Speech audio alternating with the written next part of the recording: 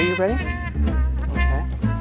I'm going to open up the single-family design board. I apologize for being late. All the parking spaces were taken up, so 4 of us had to park on the surface streets, and 1 person is still walking over. So we'll just do some general business before until the last person comes, Denise. So we'll start with public comment. Is there anyone wishing to address the single-family design board about something that is not on today's agenda? Seeing nobody, I'll close public comment and move to the approval of the minutes for the single-family design board for April 26th. Do I have a first and a second for that? So moved. First by Mr. Mahan, second by? Second by Gary. And any comments? This is 2 weeks ago, April 26th.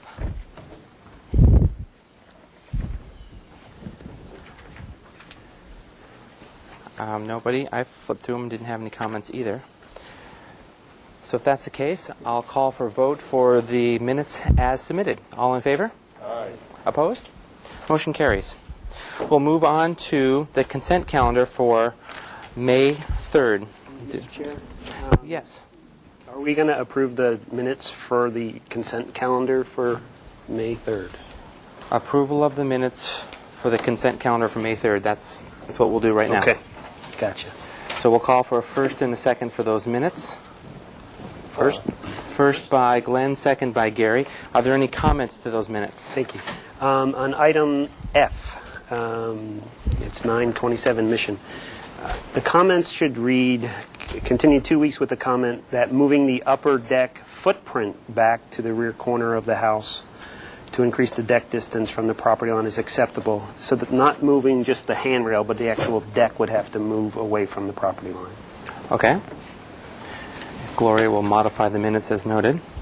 Are there any other comments to the consent calendar minutes for May 3rd? If not, I'll call for a vote. All in favor? Well, let me. Opposed? I should read these into the record so that you can ratify them. I'm so sorry. Go for it. You're up. Probably easier to do that first and then comment on them after I go through it. I forgot the procedure. You're up. Okay, so consent calendar for last week, May 3rd. We had item A, 376 Las Alturas was postponed. It was postponed 1 week.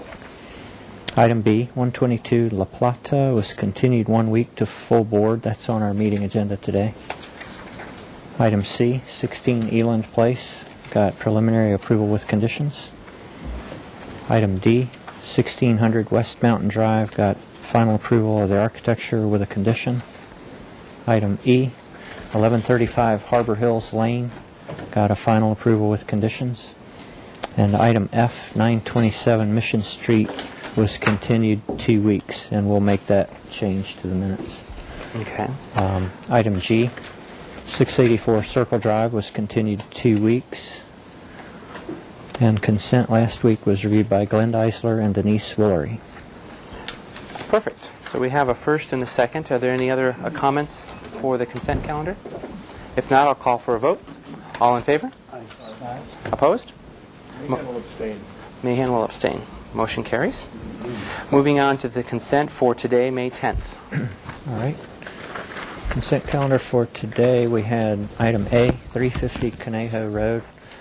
Got a final approval as submitted of the architecture and landscaping.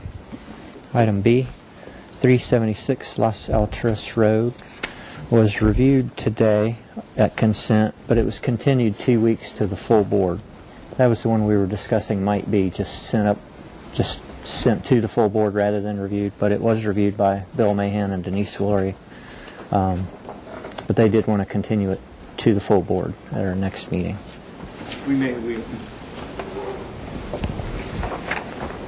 Mr. Chair, we made some comments to the applicant, but it's a large project, and we felt that it needed the full review of the board and all of the comments from all of you. Okay. And that'll happen in 2 weeks? Mm-hmm. Okay.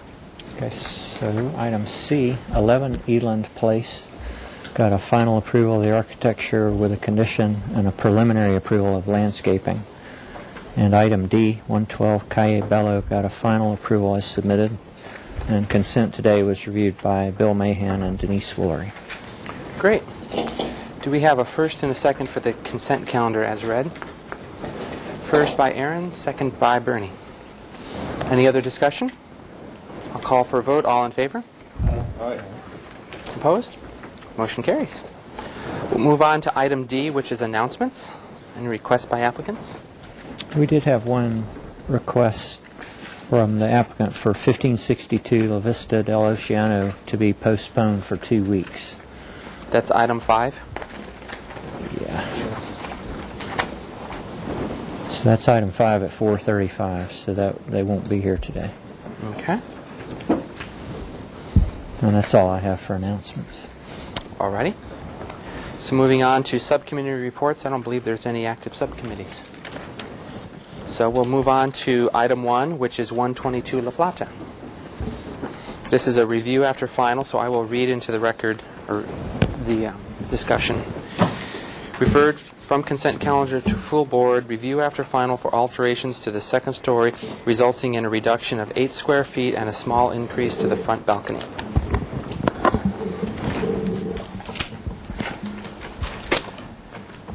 Hello, everyone. I'm Dawn Sherry. I'm the architect.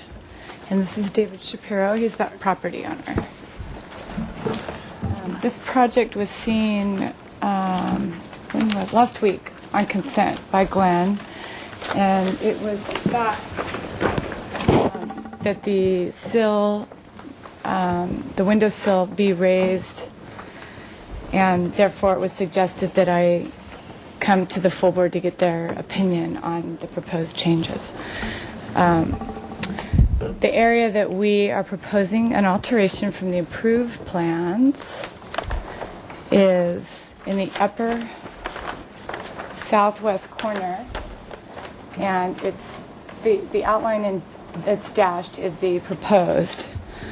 Is the existing approved plans, and what we're proposing is to eliminate some square footage along the south side, this chunk, and then replace it in this area. What was happening is this was the area of the where the existing bedroom was approved, and this was the area where the bathroom was approved, but we couldn't figure out how to get an ability to walk around the bed, and it was just turning into a better floor plan to move the bedroom over to this side and move the bathroom to the front, and that also gave more privacy from the street to the bedroom. It just turned out to be a better plan overall for us.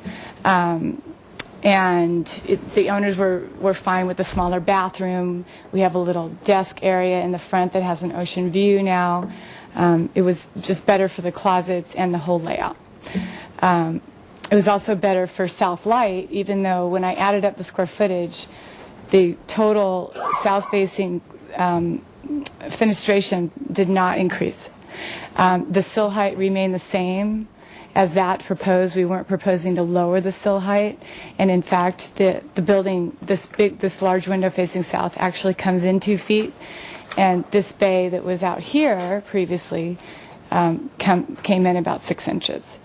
Glenn felt that because the bedroom was over here now instead of the bathroom, we had a tub here. Glenn felt that we should raise the sill of these windows up to, he requested a 1 foot increase. But at the time, during the meeting, I thought that the existing sill was about 26 inches. And I think he was requesting it to be raised to 36 inches. But when I went back to the plans that were approved, a 29-inch sill was previously approved, and we're not proposing to increase it at all. But what I asked Glenn in the meeting was, couldn't we have the same sill height? And he felt, I think because this neighbor to the north was at the meeting and brought up privacy issues from the neighbor to the south, that he should try to make everybody happy and request the sill raising. But the reason we're here is because we think that a 36-inch sill is inappropriate for a custom home in a bedroom. So what I'm attempting to do here is show you that the difference between a 30-inch sill, or I should say 29, and a 36-inch sill is not that much of a difference to the south neighbor. We designed this house so that the the house would be removed as far away as possible from the south property line and give the neighbor to the south adequate privacy, because we knew we were going to want windows facing south. We've met our solar 30-degree at our north property line for this neighbor, and we brought the house away from the south, and the house is also stepped back from the lower level. We have our deck, our proposed deck is about 18.5 feet at the closest point, and the house is about 19 some feet on the upper level to the south property line. So a deck would have been allowed even closer than a 29-inch sill, and we're 4+ feet farther back than what would be required for a deck. There's also a 6-foot wall. I have photos showing a 6-foot wall at the south property line, and photos of the neighboring south property. This is the neighboring south property, and they have an enclosed entryway with a full roof over it. So and in addition to the 6-foot high wall, we feel that our 29-inch sill is not proposing a privacy threat to the south neighbor. These are all views from the roof looking out over, and Glenn didn't have these last week either. We brought them for additional documentation. And we also have a letter from the neighbor. We also have a neighbor from the south who supports the project and actually prefers our new scheme. So let me just show you what it is. Cool. The elevations. It is, this is, I'll show you what was approved.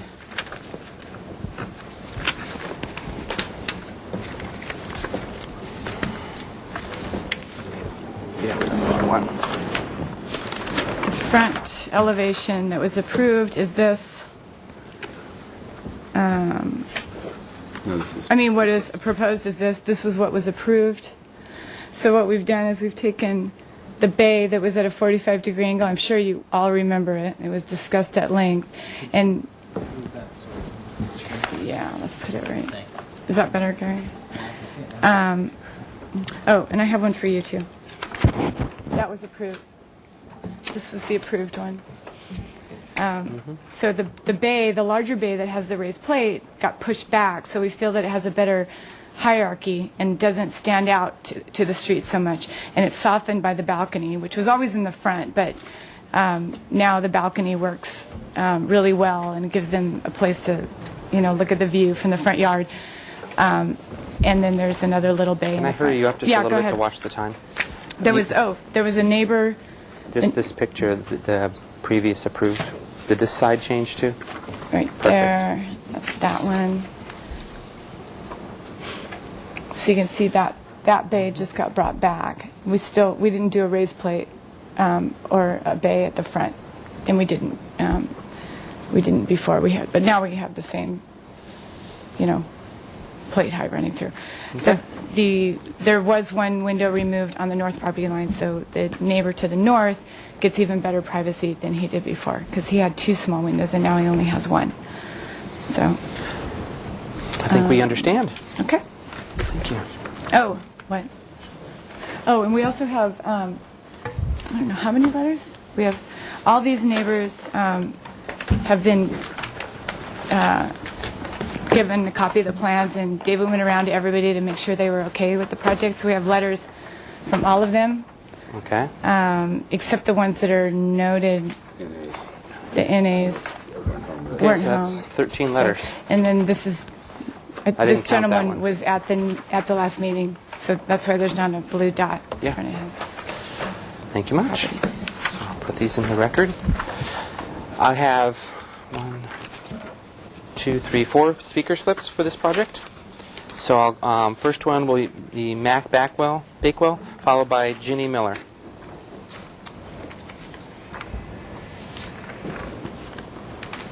You have something else? Another letter? More. Put that here. Good afternoon. I'm sure you all know me, Mac Bakewell. My home is I'm the neighbor to the north, and I was at the consent meeting last week. I made clear at that time that I don't really have any objection to these changes per se, visually, aesthetically. They don't bother me. If I were the neighbor to the south, I might have some concerns with the. You've seen the elevations there. It does put some more glass kind of in your face on the south side. The neighbor who's on the south right now, obviously from photos, he doesn't care, and he's not here at the meeting either. But this house will probably be there a lot longer than, by the time, before this house is torn down, his will have been sold and probably turned into something else. So it may be a concern for someone down the road. But my primary concern and reason for coming here to the consent meeting was just the process. As you all know, this particular project has been massaged ad nauseum for a number of years, and we've talked about every little detail, and including all of these same roof details that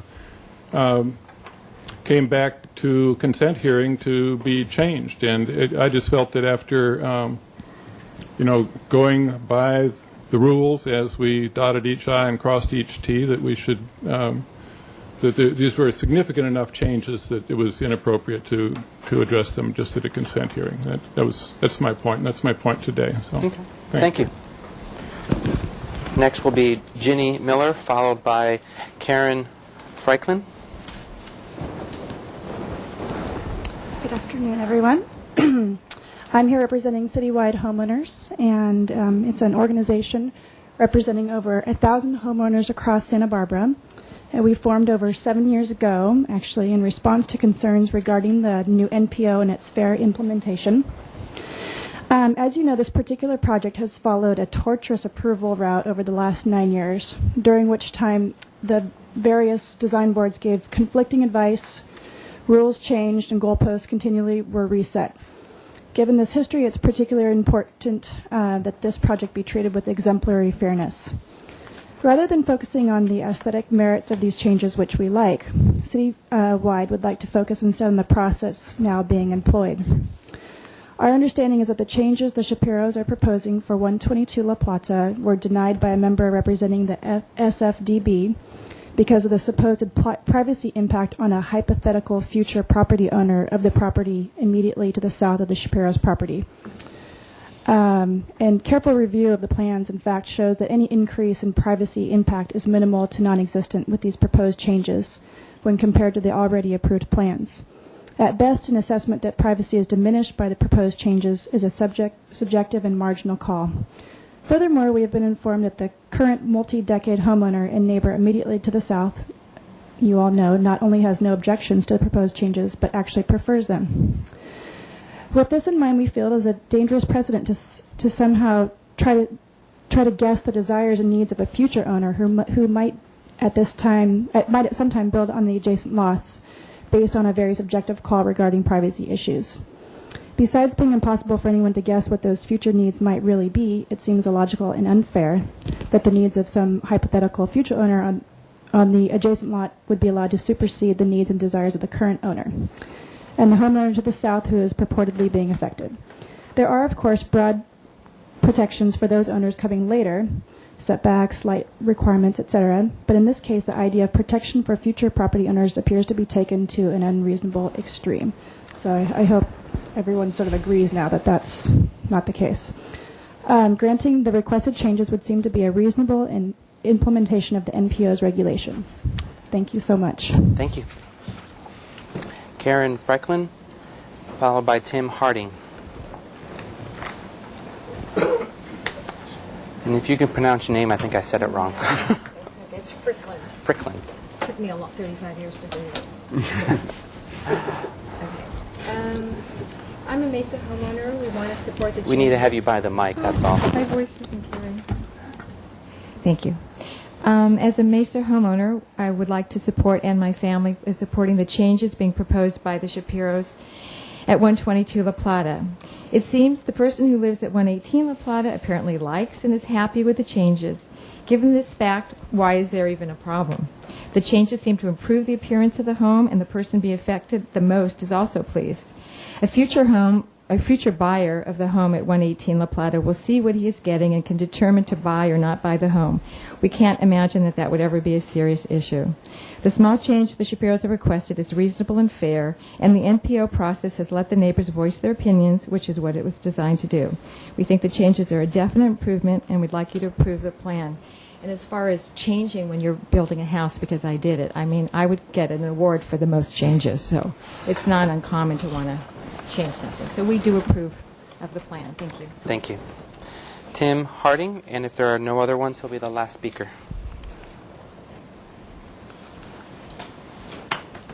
Hi, I'm Timothy Harding, and this statement is from Dorothy Fox and myself. We live at 110 La Plata Street and own 3 houses just to the south of the Shapiro property, 110, 114, and 106 La Plata. We've followed the design process for this house over several years, and we've carefully reviewed the current proposed changes. In terms of the exterior design changes and the impact on the neighbors, we find the proposed modifications to be minimal and to have no negative impact. The new proposed design seems to be an improvement. We do not understand why the proposed change was denied last week because of the supposed privacy impact on a hypothetical future property owner of the property immediately to the south. Given the nature of the proposed changes, the denial seems arbitrary and unreasonable. Apparently, the homeowner neighbor immediately to the south has no objections to the proposed changes.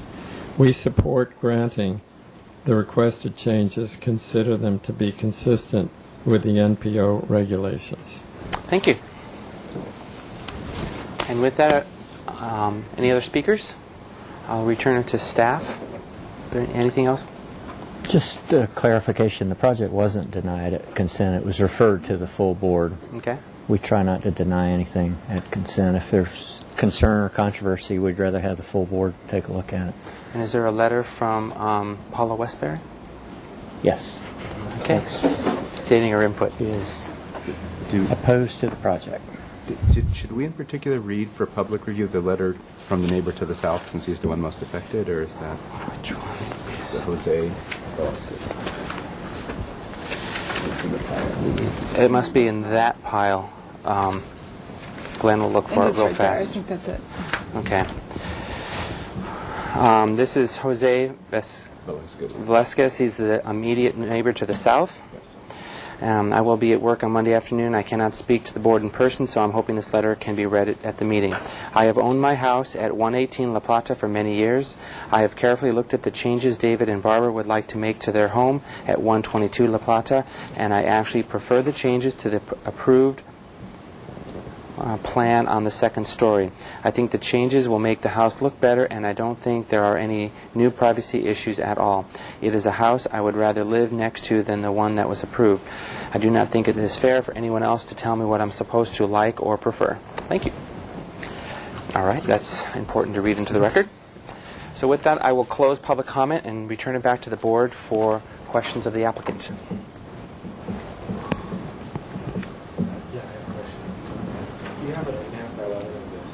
Previous south elevation. There it is. Yes. Okay. And there it is. I have one. You have it. I had 3 copies for everybody, but I was feeling like I was taking up too much time. So I have this one right here. There you go. Okay. And I have one of the north elevation too, which is this.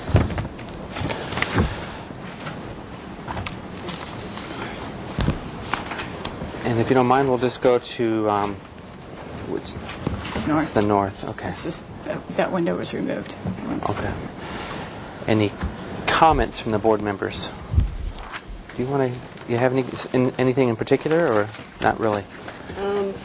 I think there was a variety of comments from the neighbors. Obviously, most of them are supportive. The neighbor to the north mentioned the process, and that's kind of why I felt it wanted to go to the full board, because this project has been massaged quite a bit over the years, and when the project came back with all of these slight revisions, and also the drawings weren't the same drawings that I'm looking at right now. They've been adjusted, and there's more information here than what I saw.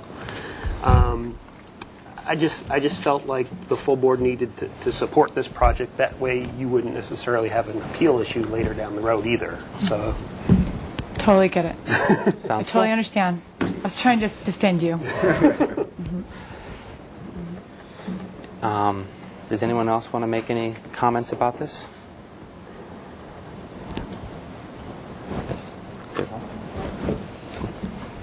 I don't find that, I don't have any issues with it. I think the balcony, I mean, the balcony is right there on the opposite side, so I don't think that there's a privacy concern with these windows at the master bedroom, so I think it could be as proposed. Does anyone have any differing opinion? Okay. So, Gary, would you like to float a motion? Sure. We should give this proposal final and as submitted. Okay. That's All right. Do we have a second on that? I'll second that. Second it. And then under discussion, I guess I want to say that the process is important, and as laborious as it seems, and we apologize immensely for it, it's also the process, and I'm glad you understand, unfortunately. And the house is improving through this. It's an important part of what makes Santa Barbara as beautiful as we are, because we do have review. And people can bring it up to the full board, and the full board reviewed it, and the full board feels it's fine. So with that, I'll call for a vote. All in favor? Aye. Opposed? Motion carries. Thank you. There's that. That goes with it.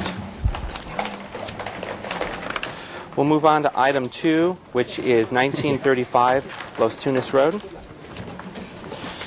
And we've seen this before.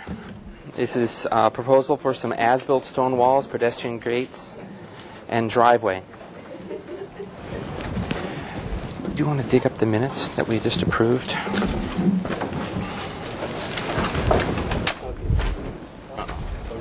All right. Hello. We're going to read the minutes of the previous meeting, and then we'll just go through the changes that you made, and then we'll, unless you have a specific thing you want to talk about first. No, that sounds fine to me. Okay.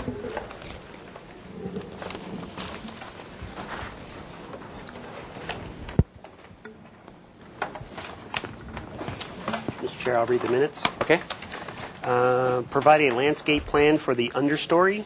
Number 2, remove all Italian cypress from the plan and return with an alternative species. Number 3, provide alternate hedge material where the melaleuca, I guess that's how you pronounce that, currently exists. Number 4, show landscaping at the public right-of-way in front of the rock wall. You're up. I'm Amy Blakemore, representing Eric Nagelman. The first sheet that you're looking at is the tree removal and maintenance plan, which just shows that we will be removing all the cypress as requested, in addition to also removing the melaleuca, which is down in this area here. Okay. In addition to that, there's also maintenance notes that have been requested by the fire department. The fire department has seen and approved these plans already.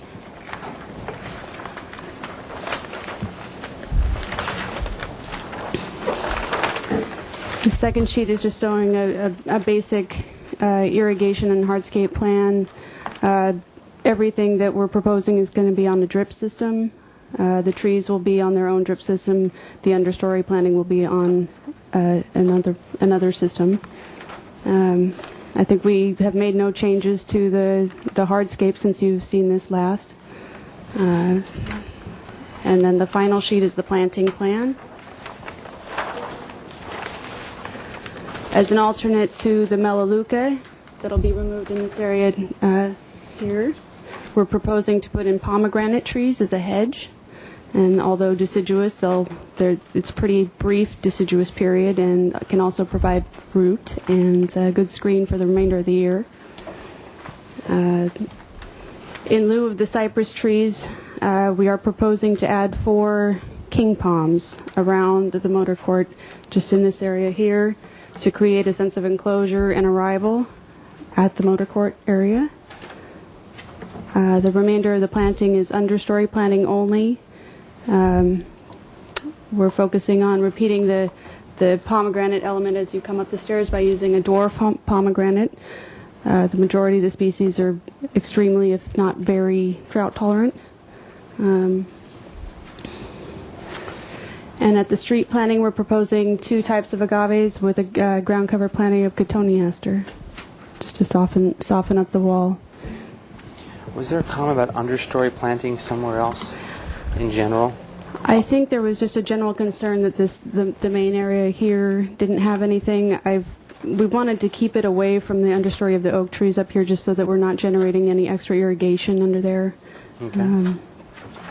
Great. Thank you very much. Sure. And do you want to add anything else before I go to public comment? I don't think so. Cool. I will open up public comment, and I think I see one speaker slip.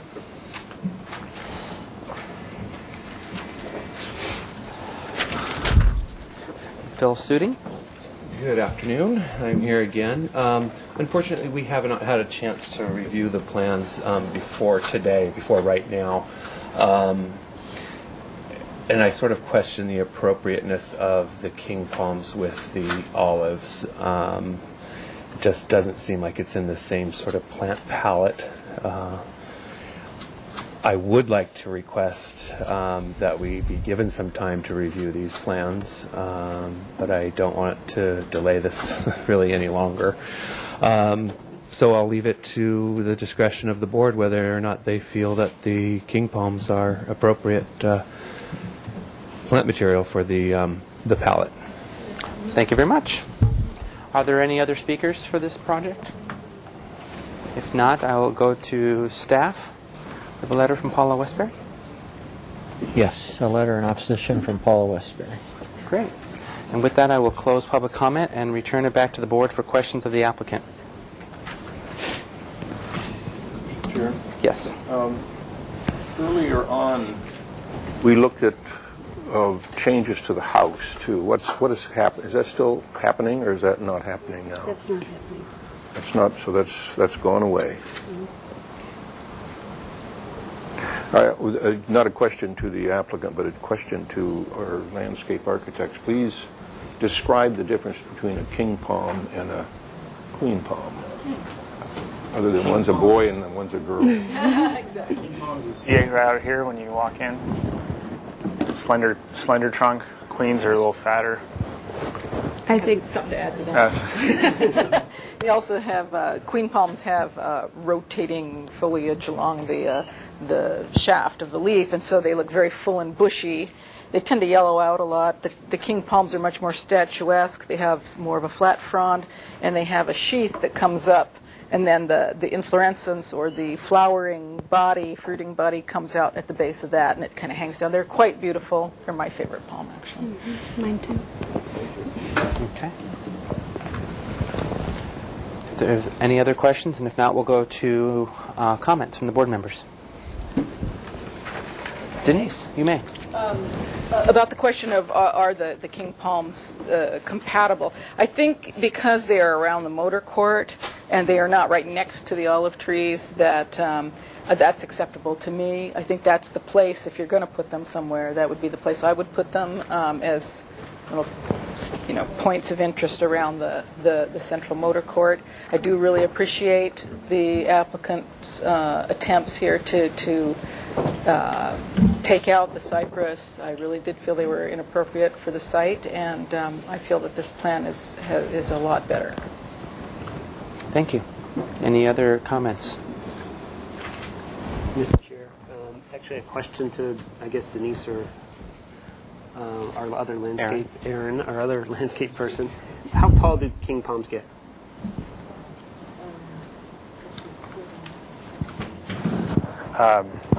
they can get up to 40 feet eventually. These are 24-inch boxes. They'll probably be about 6 foot high when they're installed. They grow probably 8 inches a year. Even 12 inches a year, that's They're pretty 30 slow. years. They're pretty slow. They're slow. That was a good question. I thought the same thing. Anything else? Bernie. I just want to address the generic process and how it relates to this, since at least one person wanted to know if he could have more time. I just was wondering, were these plans available earlier, or is this a I actually specific... can answer that because we Okay. did returning at the next meeting. They did not have to turn them in advance, and that's when we say when the project is continued. When the project is continued instead of indefinitely, it's continued to the next meeting, and they just bring the drawings to the next meeting. Is basically as they come to the meeting and see what it is and then address it so that we know what their intentions are and everybody can be heard. Okay. So if there are any other comments from people? Bill, Mr. Mayhew?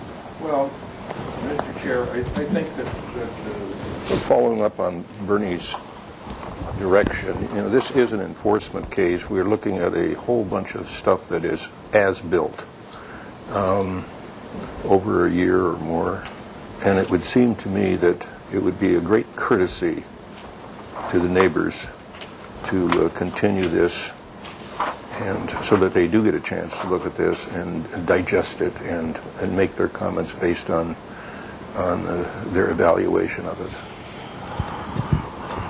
Okay. That's one opinion. Mr. Chair. Gary. I'd like to address some comment.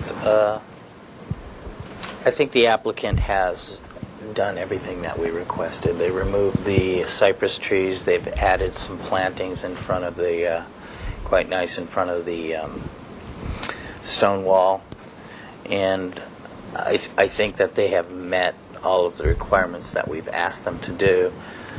There may be some plantings that may or may not be appropriate, i.e. the king palms, but I think as Denise said, they in the motor court, they aren't next to the groupings as they were before. Before they were with the groupings of the olive trees and they were out of context. So I think that they could work, and I'm ready to move this project forward. I don't think that the system is faulting that they didn't have a chance to review the plans. That's kind of typical of how things go. So I'm ready to move this forward and float a motion that we continue that we give this project final. So that's a motion? Yes. Second by Glenn. Any other discussion? I was going to comment on a few things. Well, go ahead. I like the plant palette overall. If I'm not mistaken, those under those existing pine trees where the Melaleuca was, in that area, it's pretty shady, correct? There's a decent amount of shade, but I think the filter light will be fine for both the Phlomis and the Echium down there. It does get some filtered sun. Okay, that was going to be one comment, but I'll trust your judgment on that. And the other one was is the pomegranate you're using, is that as a hedge or is that as a tree? As a hedge. As a hedge, okay. Mm-hmm. All right, I'm fine with the plan as presented. Okay. So with that, I'll call for a vote. All in favor? Aye. Opposed? Aye. We have 2 opposed. And with that, you have final. And with final, I also announce a 10-day appeal period. Okay. And with that, oops. We finaled everything with the landscape, nothing about the house. Everything on these 3 sheets of paper. Yes, that's fine. You need somebody. You're going to keep that one. Okay. Okay. We're going to move on to item 3, which is 860 Jimeno Road and 1402 Grand Avenue.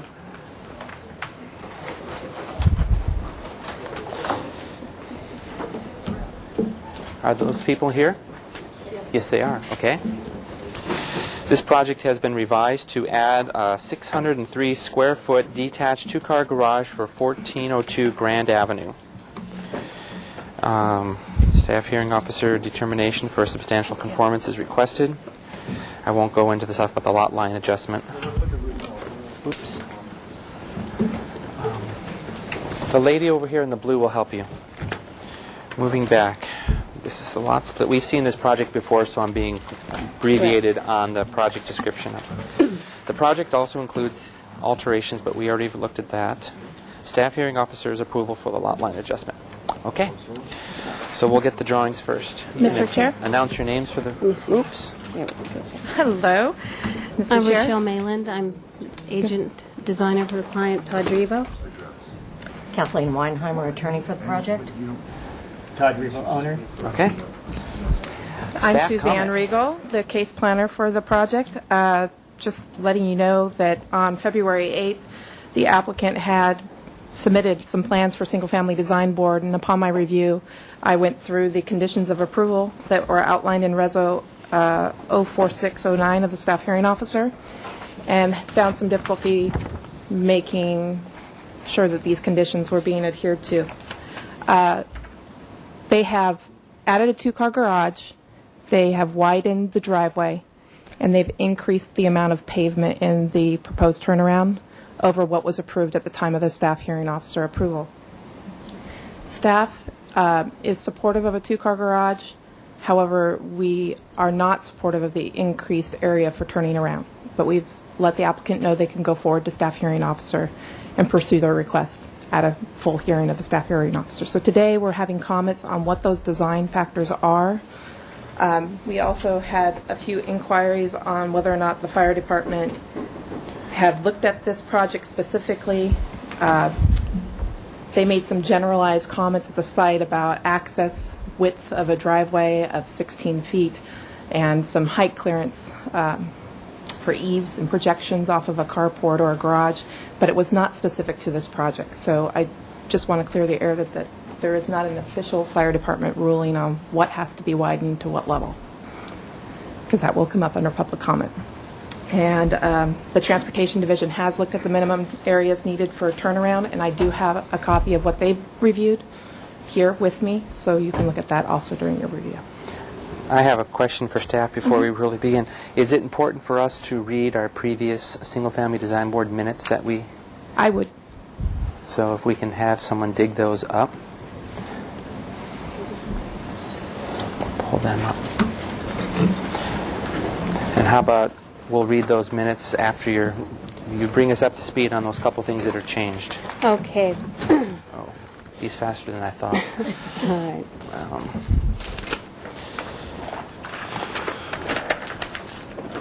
I'm going to say there.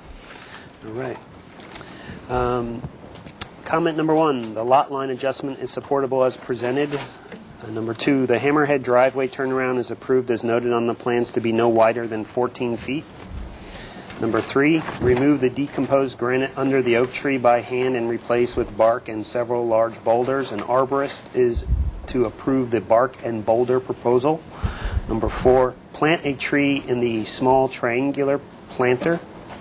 Number 5, the Allen block wall is acceptable as noted on the plans. It is understood that the wall will be reviewed by the Building and Safety Division.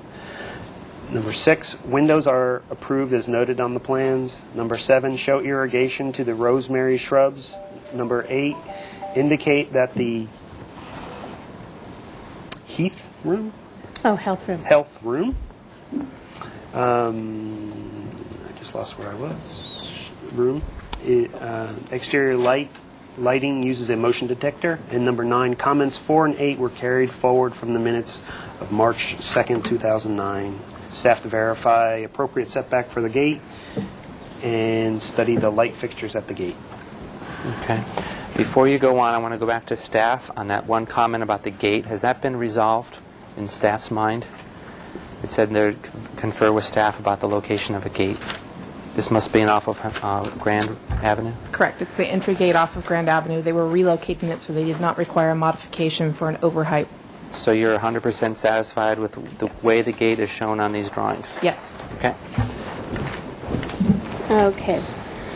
Well, I suppose, do you want me to go over what we've changed? Or? Just whatever's been changed. Okay.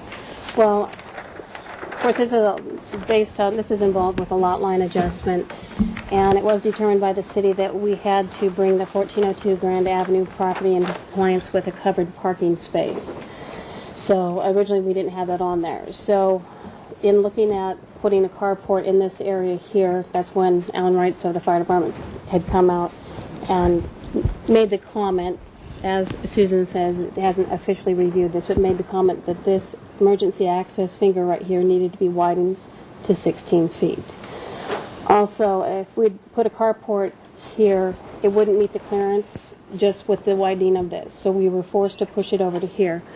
Clients decided to go ahead and do a garage instead of a carport, which should be a positive thing. The carport for clearances and such would have been total height about 14 foot 6 inches in height, which neighbor to the east, Mr. Cahill, had concerns about height.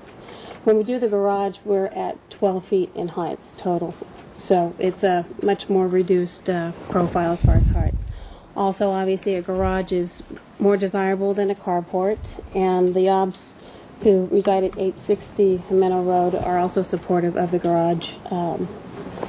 So what we did is we widened this to 16 feet, and we put a two-car garage here. What we're proposing to do is we still would like to have this maneuvering space for backup. This is a very steep property, 34 feet, or 34% slope average. And my client in the past actually received serious injuries while trying to guide somebody down this long, treacherous driveway that you were forced to back up in previous times. So that's what we're proposing to do. We're proposing to do a 5-foot landscape border along the wall here. The setback is 10 feet, but we're proposing to do the landscaping along here, and there are landscape plans here for that. So that's primarily what's changed. Really, the only thing that's changed before the recommendation was a requirement for a carport, and we're proposing to do a two-car garage. So, what about the whole thing about a bark and the boulders? Is that addressed anywhere in a larger scale plan? It's on here. David Black, the landscape architect, has the planning border here, and he has sandstone border all along the way, continuous border along the edge of it. Okay. And then there was put a tree in a triangular piece of land somewhere. What was that about?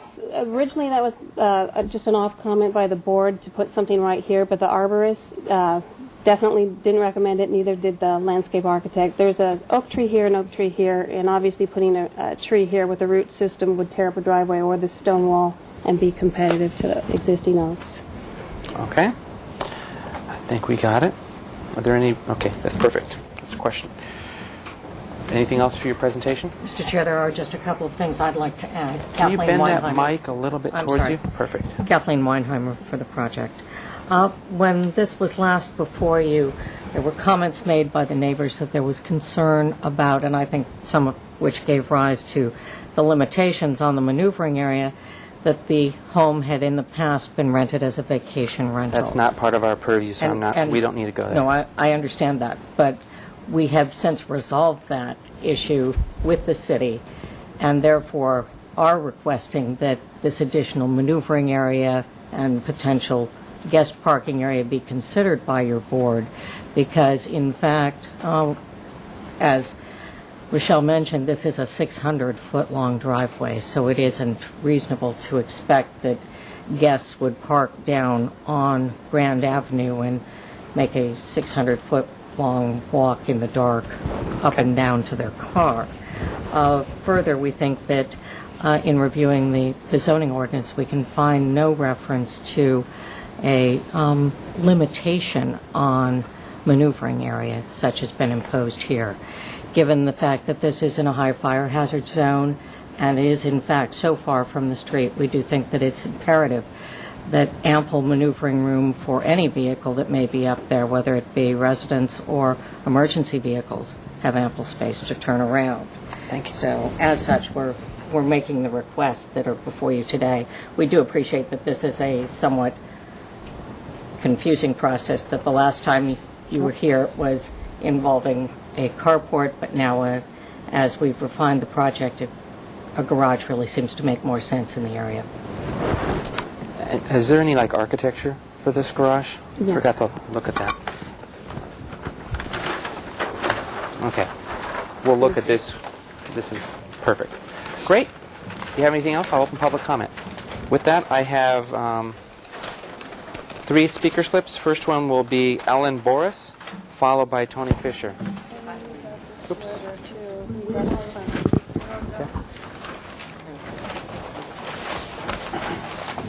Thank you very much. I'm Eileen Boris, and I live in 1403 Grand Avenue, which is right across from the beginning of the driveway. And I have 2 comments, and I really appreciate what the designers and what you all are trying to do. But I just want to emphasize how dangerous that area is, that there is not backing up, that it is a high. We're always evacuated. We were evacuated twice last year. So I am really concerned about maneuverability and about the crowding of that end of Grand Avenue. A number of times cars have smashed into our car or actually into our garage if there's a lot of traffic. So that's one thing.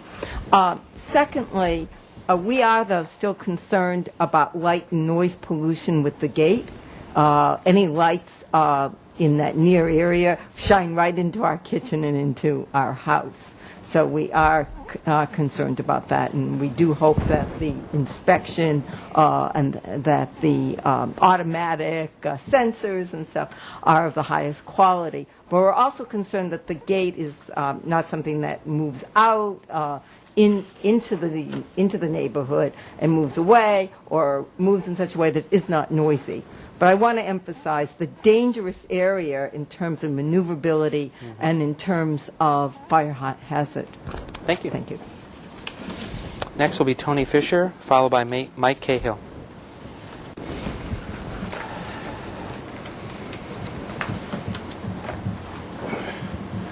Good afternoon, members of the Single Family Design Board. My name is Tony Fisher, and I've been on before you regarding this address, 1402 Grand, many times, and probably this property has been the subject of hearings that I've been involved in since 2002.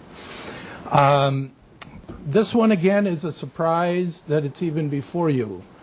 As you know, the staff hearing officer approved a lot line adjustment more than a year ago, well, just about a year ago.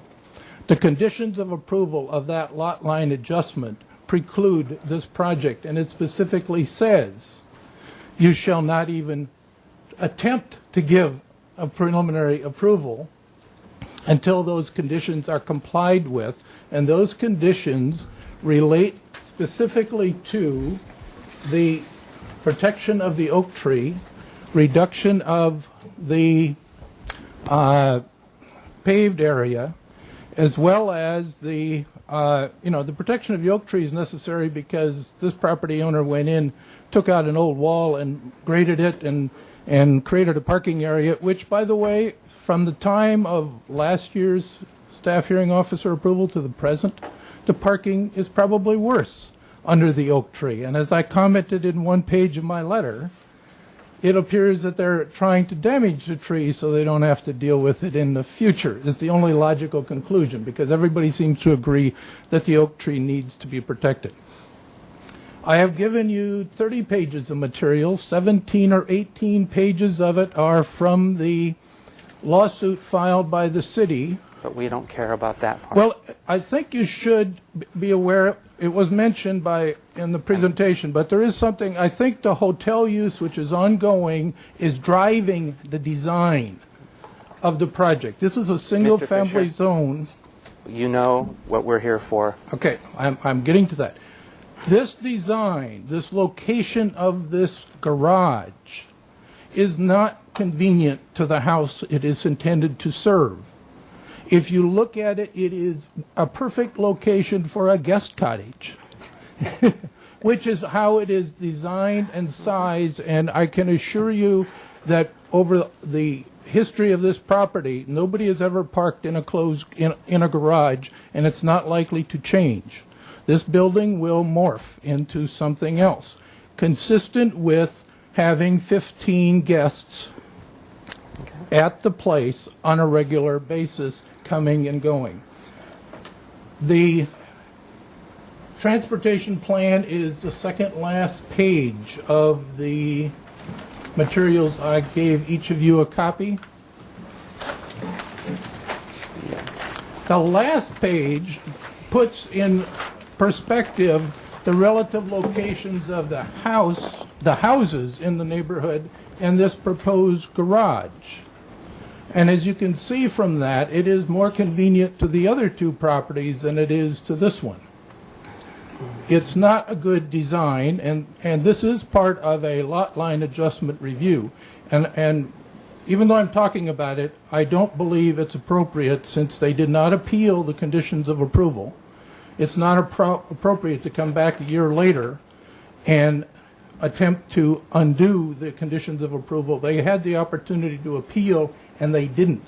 This is a significant change in location, size, scope, impacts, environmental review. They're going to be cutting and filling where they didn't have to do before. They're changing the turnaround areas. The major thing, and the reason we didn't appeal the lot line adjustment, was because we thought the solution of the carport was a good one. And thank you. And we would not have had to come here. Just a couple comments that I think you need to deal with. Please. For some reason, the notice has the wrong name of who is the owner. The correct name is on the litigation papers. The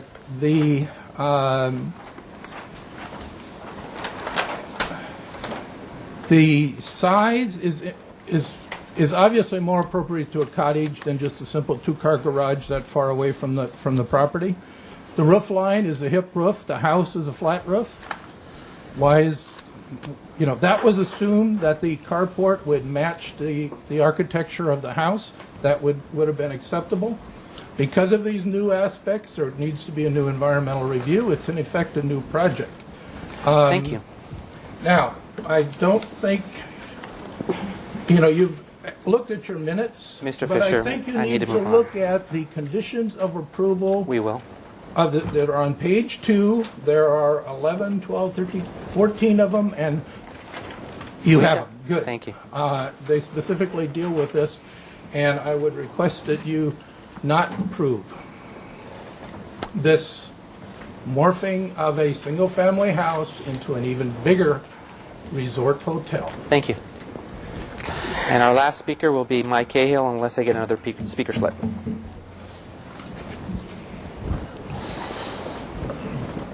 Chair, board members, my name is Mike Cahill. My wife and I, Linda and I, have lived at 810 Lagura Place for about 35 years now. Our property is contiguous with both the Drevo. Get a little closer to the microphone. The Drevo, I still call it a vacation rental because our house looks right at it and we see the comings and goings, but the 1402 property. And we're also contiguous with the property owned by Mr. and Mrs. Yob, which is the 860 Jimeno Road. This proposal is a mystery to me, and it's going to impact us more than anyone else. As Mr. Fisher properly identified, the location, or the proposed location of this building is, as a crow flies, about 70 feet away from the building in which it's supposed to or allegedly service. And it is about the same distance, maybe even a little closer to the Yob's home. But it's just right, is smack dab in front of us. Now, you've been in our home. Remember, we've got, there's a, if you walk into our living room, and if you're looking at the windows and make a right angle turn to the right, you're looking at glass. You're looking at glass from floor to ceiling. If you look through that glass, we're looking right at this proposed building. No flat roof, hip roof, a view blocker, and I think it's mean-spirited. I don't like what's going on here. I'm not going to get into the histories of what's been going on here because it's not in your purview. But there is a distinct lack of trust, and I just will simply say the thing that broke me in terms of we gotcha. Put my family's health, welfare, and safety at risk. That did it for me. So, well, thank you for speaking. I ask you to please kill this one. Yeah. We have one last speaker slip that just came in. Joe Yab.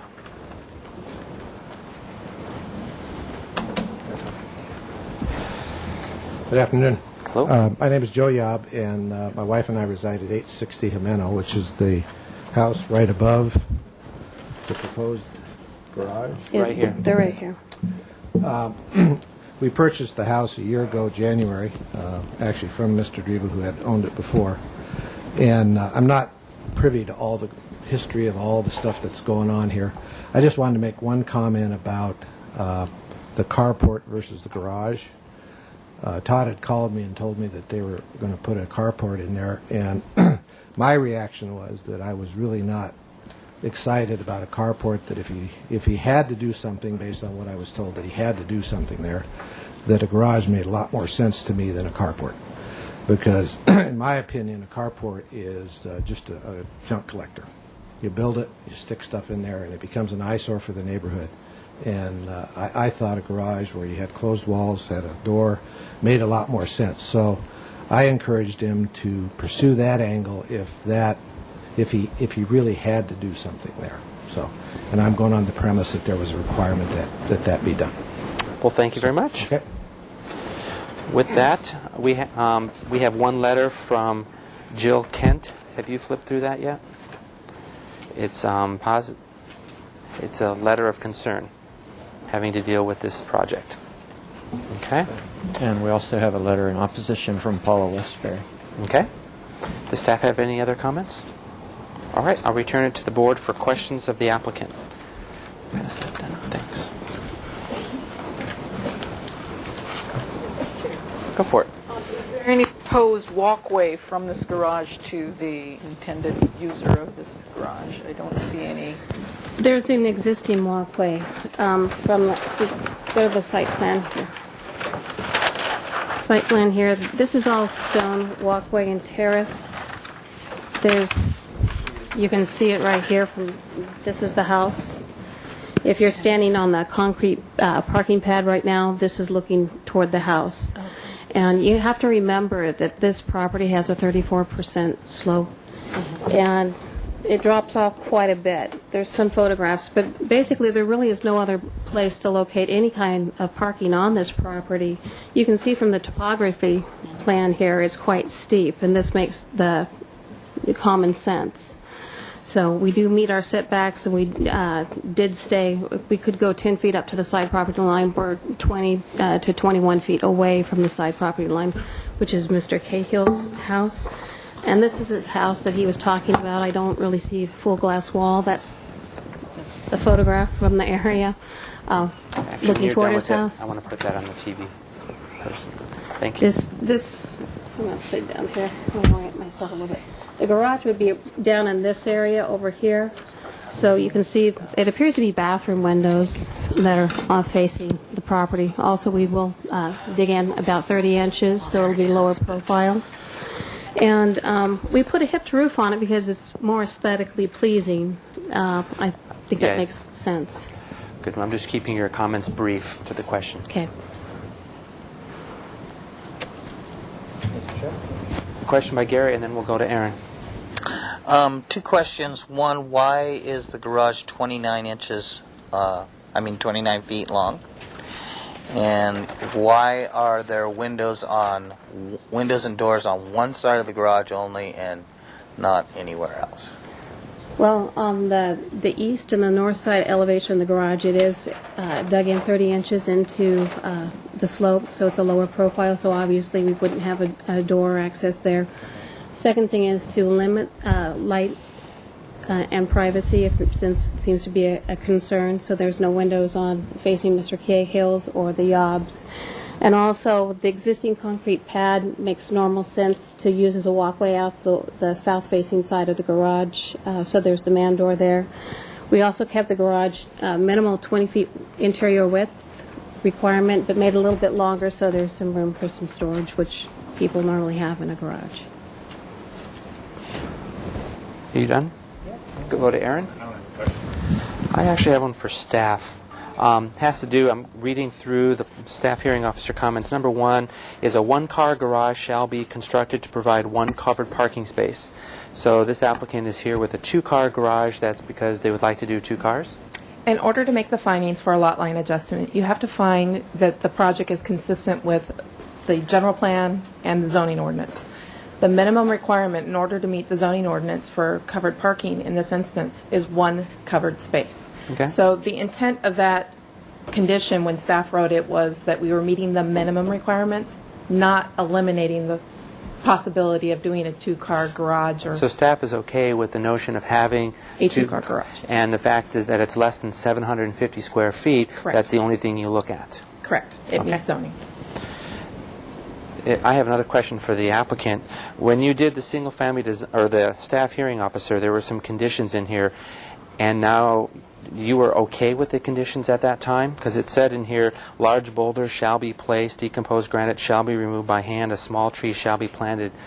Were you okay with that at the time? No, we were not okay. And also, I think she said to defer back to the arborist, which he did weigh in on that.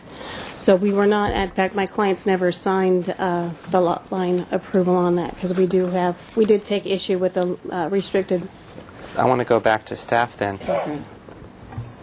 What do we do? Because we actually gave direction that this is what we'd like to see, and staff hearing officer put it in her text. Correct. So And now what? Now this is why it has to go back to the staff hearing officer to relook at these conditions of approval and what they're proposing, and can she find it in substantial conformance and make that determination. Staff does not feel that those findings can be made. However, they're allowed to pursue their request. So how about if I just go through and ask the board to restate their approval or their relaxing of the comments from the previous meeting? That would be fine. Okay. Page 2. Okay, before we go on to that, questions for the applicant, and then we'll move into comments. Mr. Chair, one quick question. Some of the public has mentioned it, and also the applicant has mentioned this is a hip roof. It's not. I don't see a hip roof, so I don't know if there's confusion about that. Just a gable. Okay. Yeah. Yes.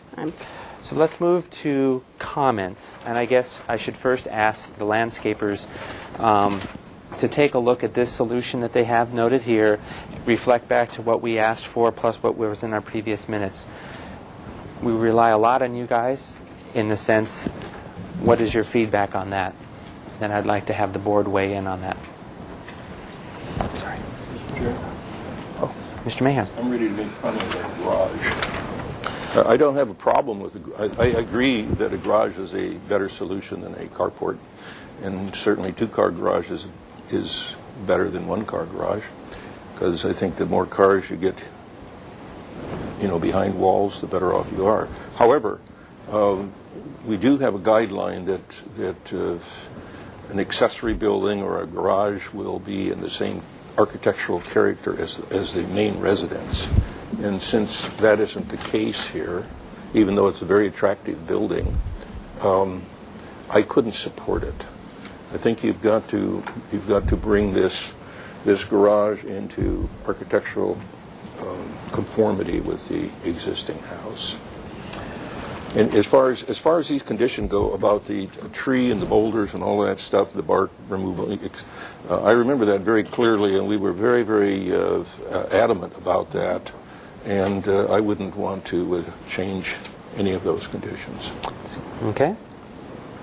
I agree. I think we are still seeing more paving than is necessary, more decomposed granite than is necessary. And I think they need to do the minimum of what they need for transportation. That's a good comment. Anything else? The fact is they've already moved the wall closer to the tree, which I don't know if it's showing any signs of duress because of that. It doesn't look real happy. That was existing. Pardon me, the wall Yes. was? It didn't come out along that There edge was of a the... hedge. You can see the in Let's the photo. not go there, There's 'cause a that hedge was border that was confusing area. existing. Okay, Let's well, just I'm move on. confused. I thought perhaps it went along here. There was a hedge that went along there. I see. So the wall's always been there? That's okay. Nonetheless, driving over the root zone Yeah. like that is something that we addressed before that just isn't okay. And now the placement of that garage makes it so that your approach has to take that track over the root zone. I was looking at the page, excuse me, can I see what page number we're on here? The A37. At the top, site plan, walls, garages, and landscaping, and the approach could possibly still be made if you pulled back the decomposed granite so that it was outside the drip line of that oak tree. I don't support the planter that's really close to the wall like that. I think that is going to be detrimental to the oak. Thank you. Mr. Chair, I have another comment. So I was just looking at this picture, and if you look at it very closely, you can see a tire track going right through there. See that one? There's another one comes across here. So they've been, whenever this picture was photographed, I don't know. People have been driving across. The whole point of this, putting the boulders in here, etc., was that we didn't want any traffic across this area under the oak tree. No, and that was a year ago or more. So it's concerning that this is still happening. If there are any new comments from the board, I'm sorry. Mr. Chair? The plan there that I had put out That's was true. the minimum paving required by transportation. There's two options. Option one being staff's preferred option, but from what I was hearing from Ms. Woolery, I'm sorry, are you saying that option two would be your preferred option? Yes. Let me pass this to her, and we'll go to Gary. We'll get back to that. That would be great. Thank you. Thank you, And Mr. Chair. Bernie. I'd like to make some comments about the garage. First off, I was looking at some photographs of the existing building, which does seem to be mostly hipped. So I think that with all this discussion of hips, that the garage should be hipped, and that would give it a lower profile as well and be compatible with the existing building. Well, there's two houses of two different architectural characters. This is the flat one that's 1402, and then there's one up above that had more of a craftsman style with like Which a is 6 and 12 which is the house that is using this garage. Is that correct? No. The downhill one is. This is the one that's used. But the Drevos are looking to put a little bit of a pitched roof on the existing house to make it more attractive. So this garage that's proposing is for the Lower house. the lower house, not the upper house. That changes my opinion. Okay. Where we won't go there. Okay. One other oak we haven't really talked about that's, I believe, the drip lines or the garage is proposed. Is there an oak tree, a drip line of an oak tree near where this garage is being proposed? If you go to the landscape plan. Oh, see, I don't read those.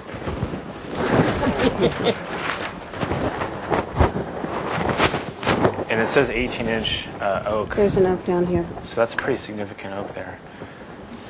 They're filling, which is better than cutting there. But if it you- would be a concern. Would an arborist be able to write recommendations Sure. on how to do these foundations? In Sure. this- Yeah, just the K-zones. Yeah. Here's Okay. a little No, bit it's a of- good. It's a good call. There's that oak tree off to here just for picture perspective. These are the parking pads. This is that oak tree that's located down with the growth. Okay. So it's downslope. Definitely downslope. Bernie, did you have anything? Any comment? I don't know, for some reason I'm not really getting this that well, and I'm not sure why, but did I just understand that are you going to be remodeling the other house or something? You're going to change the roof? They would like And to then- add a profile on the existing, instead of the flat roof that exists on 1402 Grand, they would like to add a pitched roof to it. Okay, and is there any way that could come, does that tie into this, or do they have to be stepping stones, or I don't get it. Well, we were just trying to clean up and resolve the items that are associated to the lot line adjustment at this point in time. When he comes back to do formal presentation and seek approvals for the garage, he would be proposing a roof, to add the roof on to the Grand Avenue property at that point in time. So you would see it as a complete project. I'm just following the clock, and I just want to move this thing forward. Denise, I want to have you two talk a little bit about option 1 and option 2 from the transportation, and then let's wrap this up. Okay, yes, to address that question. Can we put that in front of the TV camera? Yes, option 1 seems to be the better of the two. And I believe that staff also supports that option. I missed. What did you say again? Option 1, it gives them plenty of backup space and also access to the garage. Should be sufficient. Mr. Chair? Gary? Could I get a straw vote from the board on whether they're okay with the location of the garage, given the information about the oak tree and how the approach grows over the existing root structure? I'm feeling like this proposed two-car garage is not really located properly on the site. There was an arborist report on file. One question I want to ask the applicant following that same conversation. Can I put that back down? The setback over here on the side property line would be 10 feet. Correct. Could this garage move closer this direction, pulling this back out area away from the drip line of the oak tree? That's a possibility. That's a possibility. It's 10 it's feet. 10 feet. And right now they're showing at 1910. It's almost 20 feet. So to say we move it another 5 feet, recommend 5 feet, and then we pull that 5 feet away from the zone that we're trying to protect. And that would get it away from the oak tree, too, further away. That's a stump. These oaks. Let's look at this one here. Yeah. This is the oak tree here. Correct. Here's a Pull it back here. French photo. That would help a little bit. Well, it's Yeah. also 30-foot garage proposed. The depth of the garage, that's very true. Mr. Chair.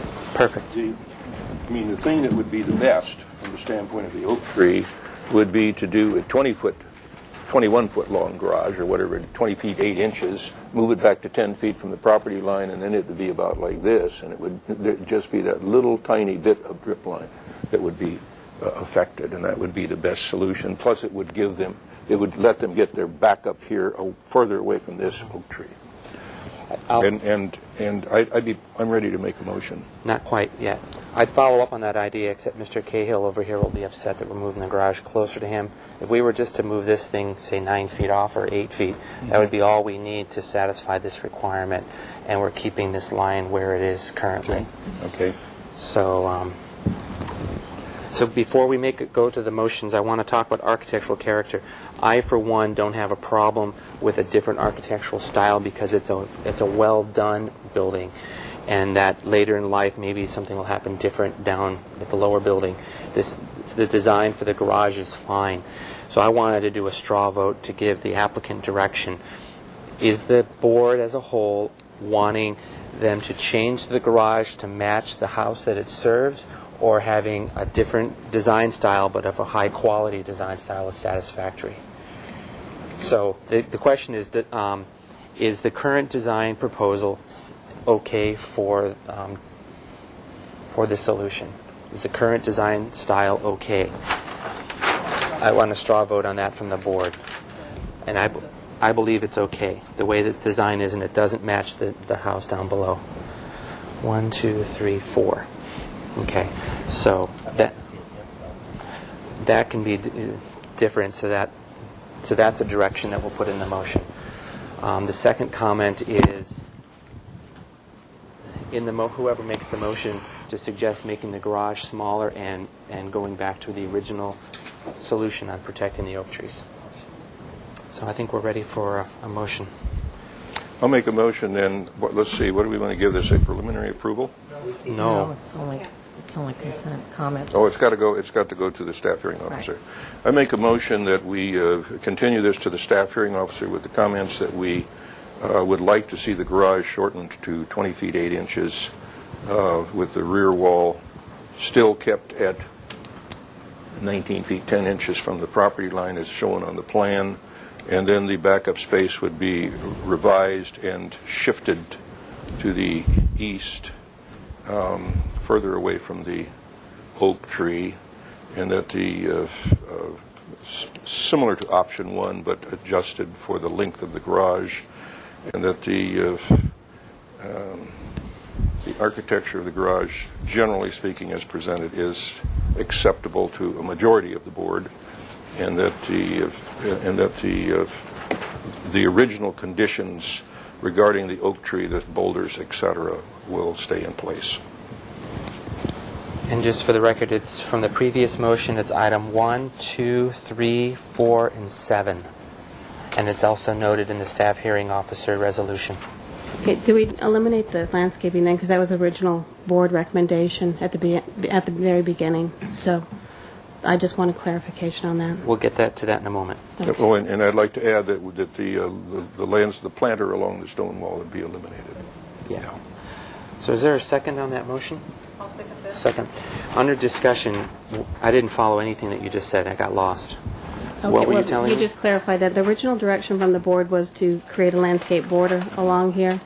No. So boulders and we wanted the boulders and all that stuff to happen in here, so Right. that cars wouldn't park in this zone. I understand that, but you'd also said a tree and other landscaping to be planted in there. So I just wanted to clarify that That's we don't item- have to put any landscaping, just boulders.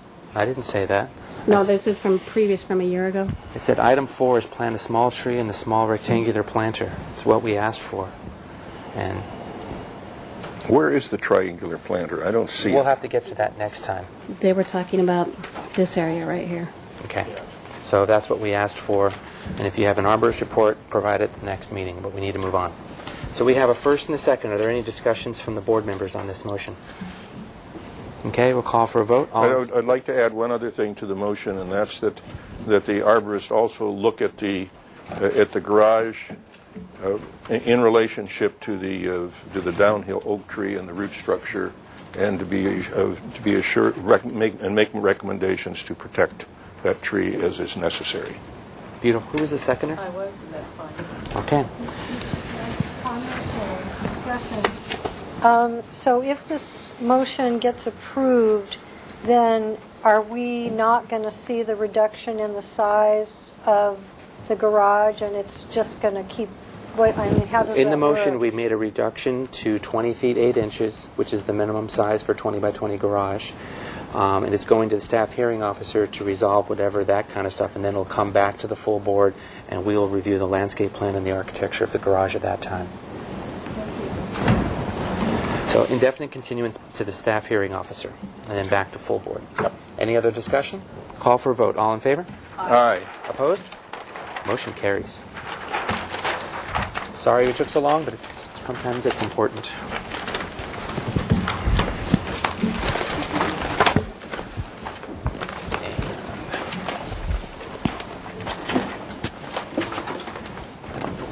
Is that yours to take? Medcliff, 24, Medcliff. Oh, yeah.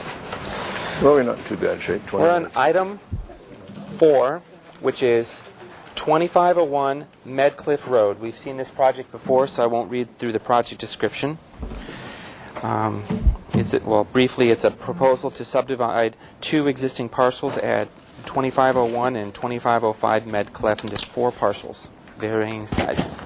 Mr. Chair, good afternoon. Well, hello. Kelly Brodison, Assistant Planner. While the applicant is passing out the plans, I just wanted to respond to some of the comments that you had made at the last meeting 2 weeks ago.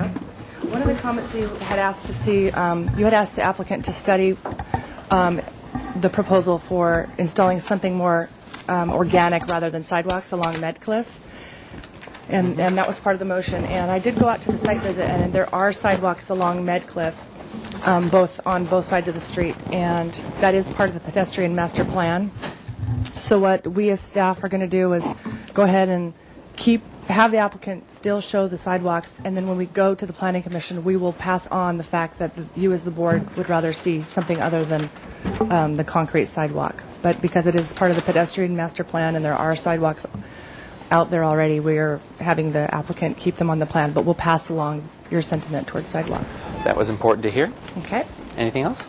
The applicant also did increase the size of the development envelope on the to be vacant lot, and he's also proposing to we'll either place a condition on the project, or we can have building envelopes for the other lots so that any structures will be consistent with the existing structures on the lot. I don't know if you guys intended for nothing to be in those areas, or just actual structures with bulk and height to them. So any future property owner that buys one of these lots would be held to that, either through a development envelope or a building envelope, or we could just make it a condition of approval as part of the tentative subdivision map. And that's all I wanted to just say before you guys get started on your review. Glenn, would you mind reading the minutes from the previous meeting? Number 1, provide a landscape plan particularly addressing street and parkway trees in the hedge along Medcliff Road. Number 2, lower the existing 6-foot fence and hedge to 42 inches along Medcliff Road. Number 3, provide oak tree replacement and mitigation plans. Show trees to be removed and their replacements. Number 4, study the carport design and character of 2511 Medcliff Road, making it appear to be of more substantial building materials. Number 5, study an alternative solution to the back-out driveway. Number 6, the tandem parking at 2501 Medcliff Road is not supportable. Provide a solution that does not require backing out to the street. Number 7, study an alternative to the sidewalk that is more organic in keeping with the proximity to the Douglas Preserve. Number 9, redesign the development envelope of Parcel D to provide greater setback to the private drive and to exclude non-buildable areas from the envelope. Number 9, study having a private drive instead of a driveway and increase the building setbacks from it. Private street instead of a driveway. That's it. Okay. Okay. Number 8 is redesign the development envelope of Parcel D to provide a greater setback to the private drive and to exclude non-buildable areas from the envelope. This is D. It was this parcel, and we'll probably have a larger map drawing of it. Not D, it's D. D. Oh, D. D is in yellow. That's it. Great. Good afternoon, Chairman, Zink, members of the board. My name is Robert Ruiz, and I've got Sid Goldstein with me. We're the agent's representatives. Just a quick correction on the project description again. The address for which the carport is proposed is 2511, not 2505. Time out for a sec. Tony, did you catch that? All right. Maybe one of the addresses is wrong in the project description. Thank you. Okay. And then if I could, I got some points here. I just want to address each of the comments from the last time we were here on the 26th. So what I did is I prepared an exhibit, which is the area you have before you, with our property outlined in heavy black lines, just so you can see the overall existing character of the neighborhood and see the size of these proposed parcels in relation to what surrounds it.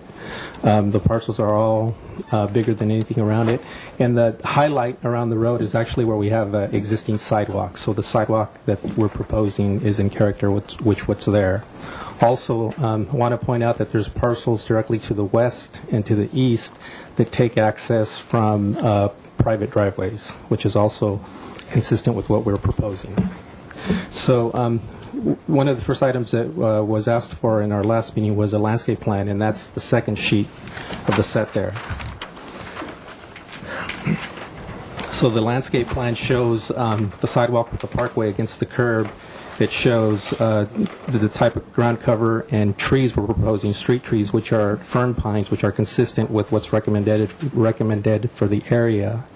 It also shows the proposed location of the 6 trees that we will be planting to mitigate the 2 trees that will be impacted by improving the private driveway. 2, 3, 4, 5, 6. That's correct. And also we have notes on here specifying that the maximum height of the fence and any shrubs or landscaping next to the driveways be limited to 42 inches, 10 feet on either side of the driveways, and for a distance of 20 feet behind the But you don't property line. address what hedge is here currently. Actually, there's a note that says maximum height. Yeah, it's right here. So But isn't there like a 6-foot hedge right here or something like that? I'm not sure exactly what height it is, yeah, but that will be trimmed down. Okay. It's not, it's kind of broken up in areas. Okay, I'm sorry, you keep going. Okay. So that's the landscape plan, and if I can go through the rest of my points, I can come back and answer questions on this. Yeah, do. So the next drawings is the plan set. There's 5 sheets there. I'll go through my list, and if you want me to point out where these items are, I'll be more than happy to do that. So actually, I'll tell you what sheets they're on.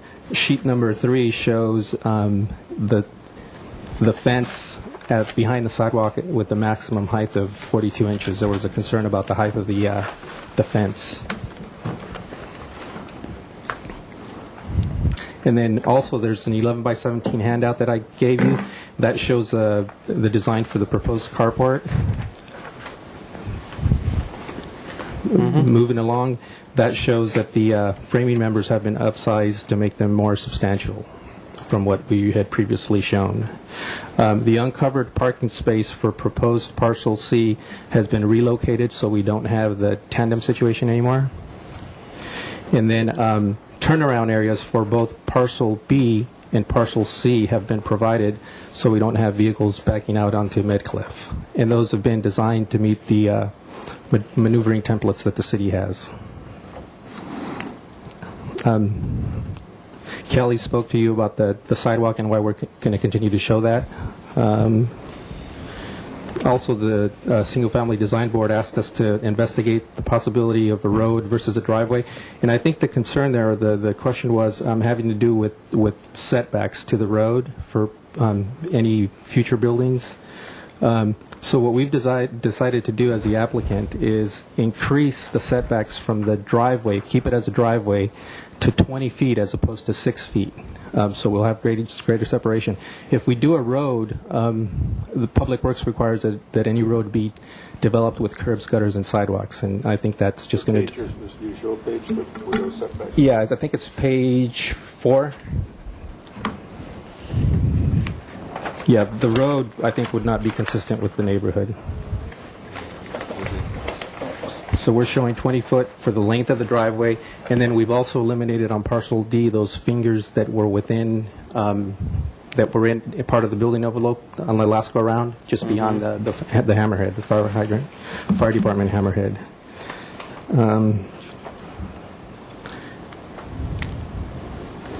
I also have copies of the Arborist Report prepared for the site. The 2 trees that are being impacted because of this project are identified as in poor condition in the report. Okay. Yeah, and I also, if you look on sheet 5, there's two driveways, one driveway each for parcel B and parcel C that's going to come out to Medcliff.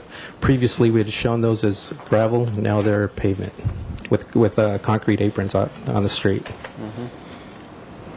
So with that said, I think going back to the exhibit, the aerial, I think you can see that this project is consistent with the surrounding area.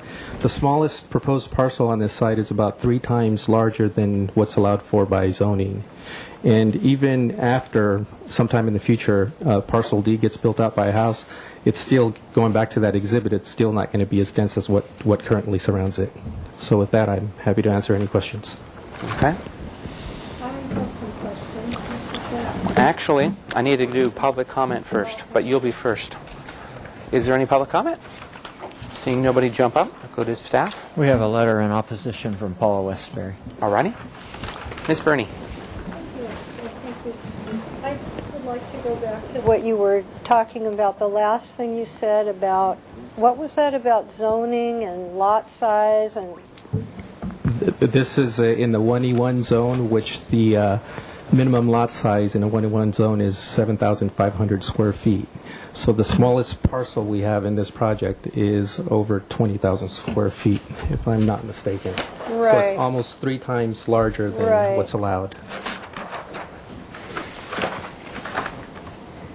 Yeah, And 20,300 square feet. And so is then, so your proposal, on page, what page is this here? Sheet 1 of 5. And I'm looking at the different parcels right here. And are these the suggested, they're the square feet of the, what does that square footage represent? Is that the lot size? The size of the parcel is labeled both in square footage and in fraction of an acre or an acre. Right. And so going back to your comments, so these parcels are going to be 3 times as large as any of the other nearby. Of what zoning would allow. What zoning would allow. So what is the zoning point of view on something like this? Does zoning have a concern about the size of the lots? Chair Zink and board member Bernstein. Sorry. The minimum lot size in the E3 zone, as Mr. Ruiz said, is 7,500 square feet. I think what he was trying to convey is that I think you had a concern last time that it might be too much for this area or too much for the neighborhood, and he's trying to say that the minimum lot size is 7,500 square foot, and he's well above that, even on his smallest lot. Well, obviously, it's not the lot size that I'm concerned about. It's the house size. Right. I'll follow up on that, Bernie. But I think that's what he was trying to just convey to you. So when we figure out what our maximum 100% FAR allowable size for this piece of land, do we back out all of the land that's classified as this road? Not for private. Okay. Is there a way that we, since this is going to the Planning Commission, say that we have what would be an appeared size of a lot, we have a development envelope, and we like to say that the FAR is based upon land that is in this quadrant and not include a percentage of the FAR stuff for this paved road? I think I understand what you're saying. I think you succeeded in doing that by requesting that the applicant, even though he technically only has 6 feet setbacks there along, he's keeping them at 20 feet as if it was a front yard. Perfect. So I think you have succeeded in kind of regulating any size of any future house by preventing him from going too close to the driveway. He's doing it on all 4 lots, not even just the vacant lot. So I want to point that out to Bernie. If you look, I really want to understand how this is going to be expressed okay, page 4. we can always definitely pass along the message to the Planning Commission that one board member in particular, if not all of you, have that additional concern and see how they decide to handle it. Okay. Well, it's interesting because how does something like this is a subdivision, and it's not compatible with, in terms of its size, with the immediate neighborhoods. I mean, the homes in the neighborhood. If there's going to be a cluster of, let's say, 2-story homes, how do we address the NPO findings with a project like this? Did you see the exhibit, the aerial photo that he had at the beginning of the? Okay. So, I don't know, how does she address that? Well, the future houses on these lots would come to this board for review. So at that time, you'd have to make a finding of compatibility for each house as they come along. What I think, Bernie, if you don't mind me jumping in, because these lots are so large, the actual buildable area is fairly small. So we're going to have an example of this house is going to come in at 51% of its allowable FAR. It's not going to come in at 99 or 98 because there's no way they can fit that much house in what is classified as a building envelope. All right, well, if we can make sure that that can't be modified or, whatever's going to happen, appealed by certain people who, Maybe we can put how do something we in the how do we motion. do that? Chair? Just to follow up on that, what Bernie's getting at is, you have a very, very big building envelope here, and what's the acreage on this? The size of that particular C? Is a little over half an acre. Yeah, it's half an acre. So it's 22,000 square feet. So, you could put a pretty good-sized house on that. The FAR would be really small. First of all, it would only be guidelines, not standards, because it's over 15,000 square feet. So you've got all of these you've got these little lots here and little lots here, which have little modest houses on them, and then you've got a very big lot which would support a big house. And so the board would be there would be the pressure on the board to look for neighborhood compatibility, but in terms of the size of the lot, it gets tougher. And so my question is, why are we just doing 4? Why don't we do 6 or 8? Why are we just doing 4? That's not our choice. That was their choice. Okay, no, all right. But it's a question. Why are we doing 4 instead of more? Since housing is an issue in Santa Barbara, and we want to have more house, this is the kind of housing that a lot of people prefer, close to the ocean, and everything. Why aren't you doing more lots? You know what? We're getting off tangent. I'm sorry. We just need to follow through on this and get this to the subdivision people at Planning Commission. We're the Single Family Design Board. True. Well, I know, but we're going to send comments on to the commission, right? We'll send comments on to the commission, and the number of lots, that's their choice. That's what they presented to us. So, but Are you worried about the future? Like if someone buys one of these? I'm worried about the clock. Oh well, let's not worry too much about the clock when Santa Barbara's future is involved here. Are you worried about the fact that the applicant? Just to understand the question, that once one of the lots is sold, some future owner might come in and try to re-subdivide one of the lots into 2 lots. That might be all right. My concern is, if we could get to comments, is that Santa Barbara, we have limited resources. We're not going to extend Santa Barbara very much, and we certainly have limited resources along the ocean. This is very desirable, and if we have, if the rest of the neighborhood is all of 8,000-foot lots or something like that, why wouldn't we be headed toward compatibility in terms of size with the rest of the neighborhood? That's my comment. It's a question. How many we have? Can you answer that, staff? No, I can't. All right. Okay, I'll make that a comment to the Planning Commission okay. myself. Okay. So let's move to comments in general of the project.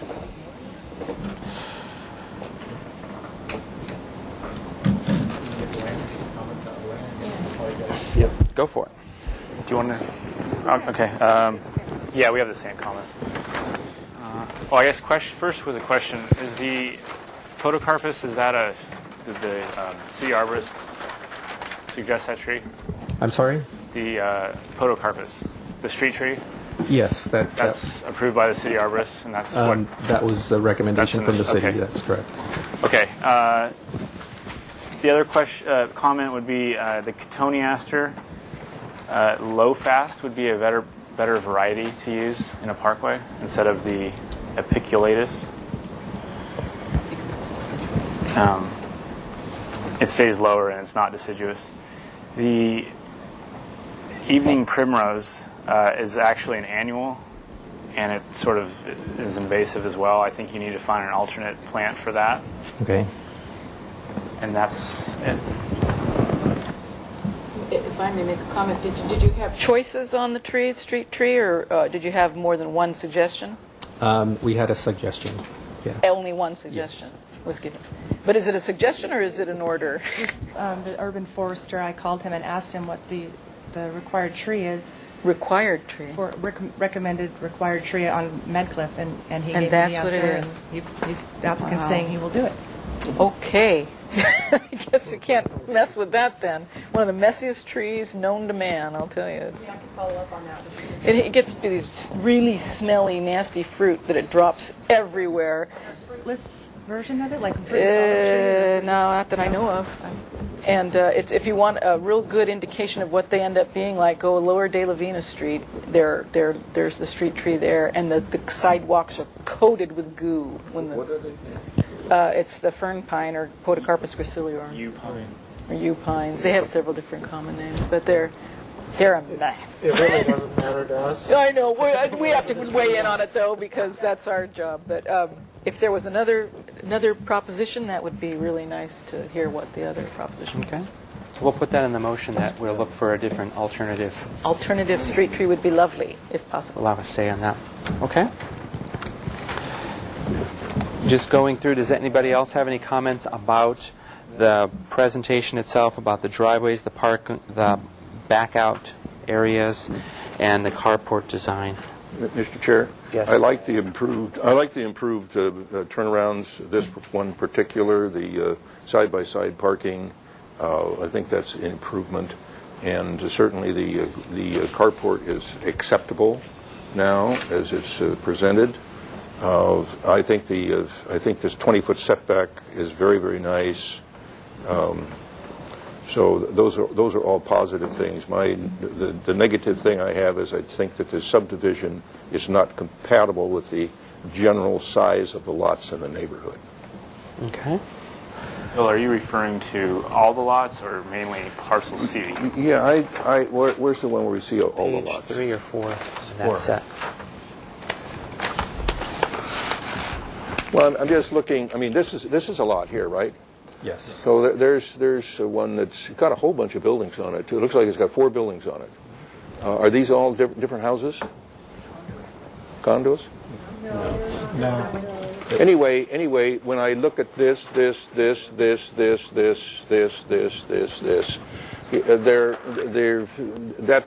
would start to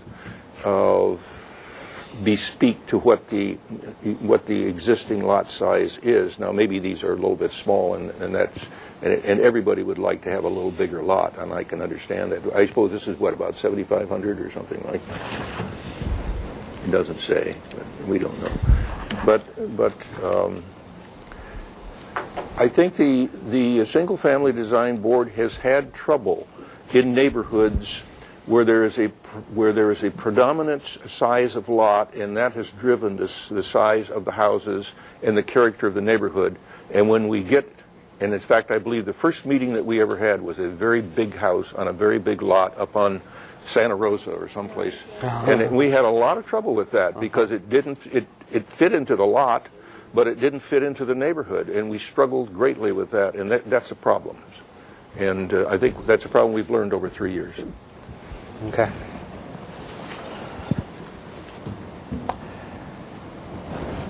Just a question. Why do we have a 20-foot setback over here? Was that a required instead of a 6-foot at this side?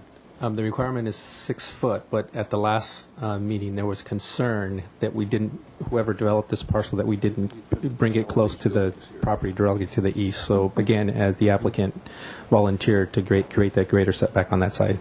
That's fabulous. Okay. I think we're ready for a motion. Chair, Gary and then Bernie. Mr. Chair, I had questions and comments, actually. On the carport itself, you have the rafters. You have 4x6 tails coming out of there, and then you've got 2x6 interior. Is the interior enclosed? The 4x6 are the rafters on the end, not tails, just the tails. No, not the tails. It's the ones at the front and the back. The barge rafter. Yeah. Okay. Yeah, it's not the. Not that it's not lookouts on the yeah, tails. No. Oh, okay. No, it's on the ends. So if you're outside looking at the carport, that's what you see. Okay. Anything else? No, that's Move it. to Bernie and then to Glenn. Well, first of all, thank you for trying to find ways to understand what the neighborhood is, and I don't know if everybody on this board or if everybody on Planning Commission knows this neighborhood, but if they haven't, then I really strongly urge them to go take a walk and look at this place, because it really is one of the last parts of Santa Barbara left that hasn't really been mansionized, and that's what I'm afraid of, and that's why I think it's unacceptable to me, because it can allow for, in the worst case scenario, for 2-story homes with basements, so really 3-story homes, as we're seeing, and we won't be able to have any monitoring of those because the lot sizes are guidelines. So the way around it that I see is there's got to be an appreciation for the beauty and the location and the lifestyle that these lots will offer whoever buys them, including some sort of allowance for larger than typical open spaces that aren't developed, yard spaces, setbacks. Maybe there could even be a part of it that became part of the community. I don't know, but I just don't think it's a regular project that should be bulldozed along. Okay, thank you. Glenn, you had one thing. Yeah, it's kind of two things together. One of the comments before was the oak tree replacement and mitigation plans. He's got 6 of them shown. Okay. And they're 15-gallon ones. So which ones are being removed? So I have the Arborist Report here.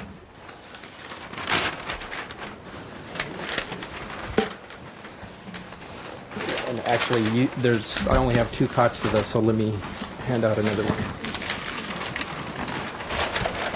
Okay. So I wanted to make sure that was out. And then on sheet 5 of 5, which I think there's some duplication of sheet numbers. 5 of 5? Well, that's why I think there's duplication, because this is 5 of 5 as well. Actually, yeah, the landscape plan is labeled as 5 of 5, and that shouldn't be the case. That should be a standalone. So it's just the last Yeah. sheet in the set, I believe.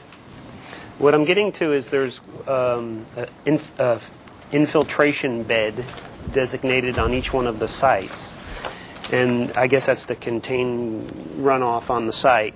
I just think that you might need to look at it a little closer as to some of the trees that it's going through. So there's oak trees that are in this one in particular that are right there. There's a redwood tree right there.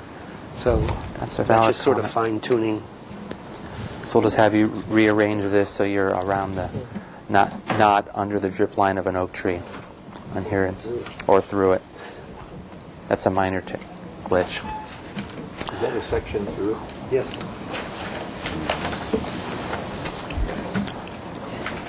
So with that, is there any more discussion for this project? We're ready for a motion. And so it's going to be comments to Planning Commission, and then whether or not we want to see this to come back to full board or move on to the consent calendar. Mr. Chair, in our revision to the single-family design guidelines, we had a list of things we were supposed to address when something went to the Planning Commission. We should read what those are. Yeah, that's something that Kelly passed out to you with her memo at the last meeting. I'll pass this down. Okay. They're new guidelines, new SFDB guidelines. So under site design, consistency with the single-family residential design guidelines, layout of lots suitable for development for future building pads and building envelopes, consistency with the hillside, which doesn't pertain to us, natural photography, alignment of driveways, length and quantity of pavement proposed entries is not us, degree of access provided to lots, compatibility of design with surrounding neighborhood in terms of lot sizes and building heights. There you go. So that's a concern. On pedestrian connectivity, we have a mild concern. And preservation of any significant public scene which isn't retaining. Yeah. She circled or commented on the layout of the lot suitable. They're all the same, yeah. Okay. So these are our comments to the Planning Commission. Grading is not an issue. Retaining walls, entrance, you're making it comply. Site landscaping is not really addressed. Site drainage, you've taken care of. Site utilities, everything is underground? It will be, yes. It will be. Okay. And parking design we have addressed. Privacy, solar, staff hearing officer, planning review. Okay. So I think, Mr. Chair, I would suggest you frame a motion based on, I wish there were numbers on these bullets, but we might just call it A, 1, 2, 3, 4, 5, and so that we can, so that when this gets to the Planning Commission, we have concerns with these particular items. And I don't know, maybe we should articulate what. We should articulate them so that if anybody in the public wants to know about this or somebody's looking at it. I guess under discussion, I don't have a concern like I'm going to stop it, but it's more of a caution that I think Planning Commission can put a secondary review of this. Mr. Chair, let me try to make a motion and see. Okay. So we'd be continuing this to the Planning Commission with the following comments that based on our new single-family design guidelines 3.3 subdivision grading plans of A, and there's 9 bullet points, and we'd like Planning Commission to be especially careful of bullet point number 1, which is consistency with our single-family residential design guidelines. That has to do with the environmental setting, which is the size, the character of the neighborhood, and the landscaping, the existing landscaping of the neighborhood. That we have concerns with the layout of the lots and the suitability of the development for future building pads, that these would also generate compatibility with the neighborhood. That would be bullet point number 2. The bullet point number 7, compatibility of design with surrounding neighborhoods is very important to us, and that the subdivision will be such that it will enhance the neighborhood rather than be detrimental to it. And that the bullet point number 8, the pedestrian connectivity in terms of the sidewalk, the rural character of this particular street leading to the Douglas Family Preserve, we want to make sure that that's handled very sensitively. That's a motion, I guess. I'll second that motion. Is there any comments? Yeah. Well, I think that it was pretty well said, except I'm concerned about the words enhance versus detrimental, because that's open to too much interpretation. So maybe there's a way that we can make that. Where did I use that? You said, I think it was A, B, C, D, concerns over how the subdivision, whether it will enhance or be detrimental to the neighborhood. Right. And that's a highly debatable issue. What one person thinks is enhancing, another person thinks is destroying. Well, these are all discretionary things. The Planning Commission, in their wisdom, will try to be sure that this subdivision enhances the neighborhood. That's what we want them to do, not be detrimental to the neighborhood. Somebody else. I wanted to make a couple of technical things for this. In addition to what Mr. Mahan said, wanted to put 3 comments for landscaping. One of them was the low FAS at the Parkway. Tony Astor, they had Tony Astor, that instead of Tony Astor, they pulled out to use Tony Astor. Instead of the Tony Astor apiculatus, that they use Cotoneaster, Damarai, Lowfast. And there was a comment about the primrose. And then the evening primrose, to find an alternative because that one's an invasive annual that looks dead half of the year. And then the third comment was we would like the Planning Commission to, or the street arborist to consider a different street tree, one that might drop less fruit. Cleaner. Thank you. And then one last technicality was to have the applicant readjust where the infiltration beds were located in relationship to the drip lines of the oak trees. Mr. Chair, can I just ask a question? Get closer to the mic and you betcha. Just for clarification purposes, my understanding is the issue with compatibility is the lot size and that the lots are too large. Is that right? It may be that the Planning Commission will want to see building envelopes within these lots. That's typical of them, that they would want to see.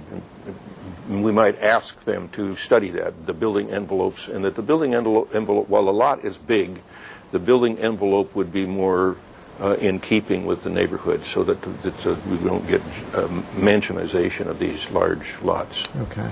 So, only reason for my question is it wasn't clear. I'm just thinking ahead. Planning Commission is looking at your comments.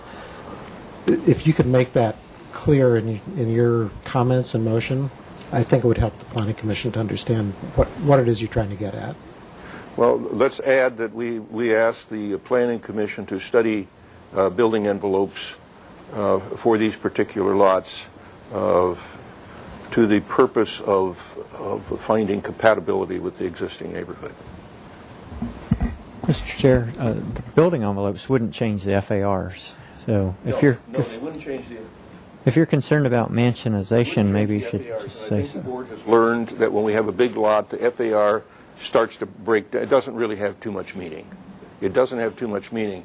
But the board knows they can look at the elevations of the house, and they go out and look at the neighborhood, and they'll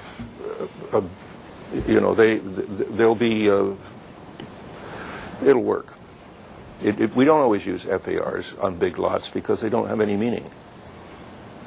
Tony, what were you going to say? You were going to say something, and then...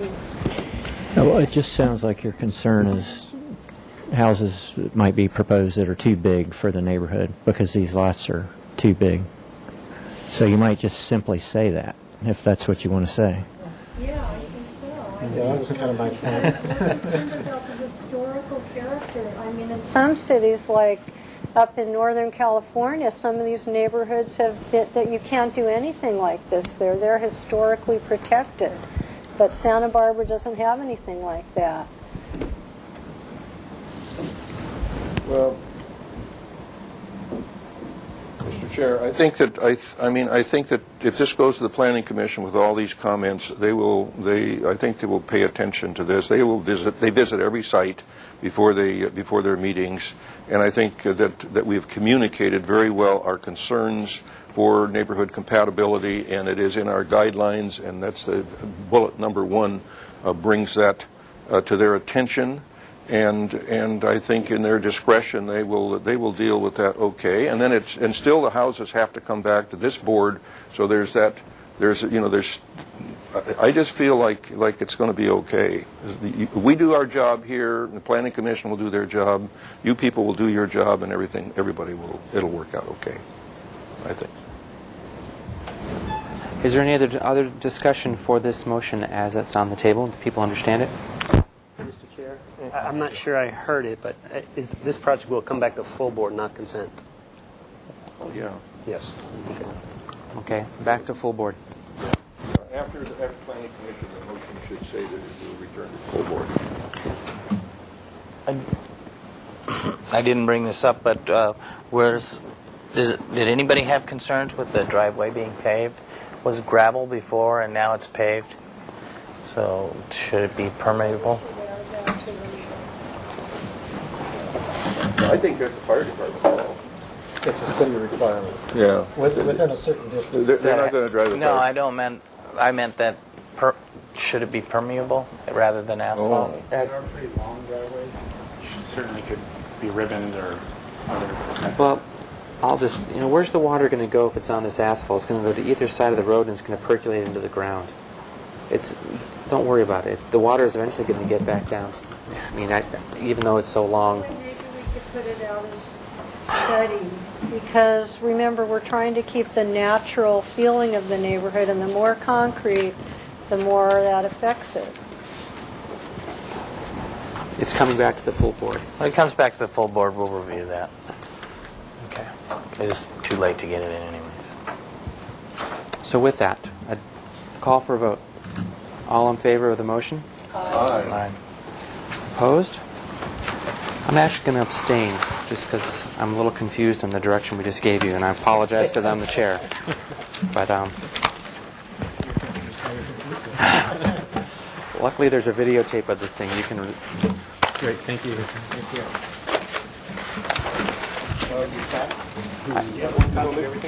Yes. Just to you can have the...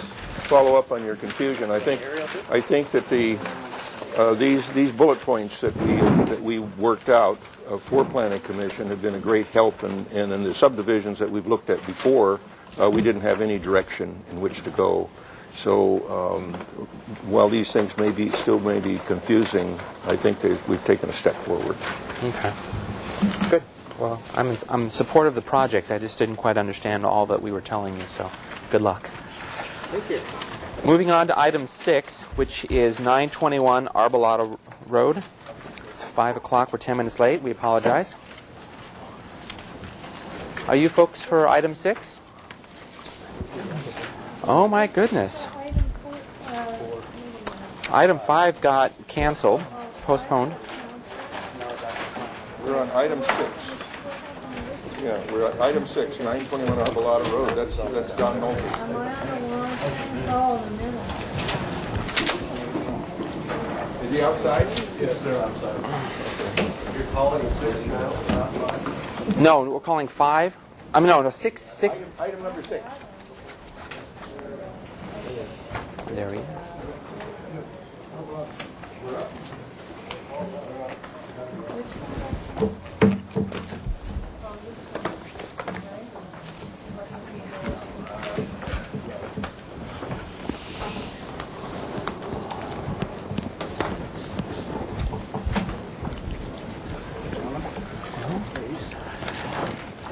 You guys can introduce yourself, and then we got the minutes to go through.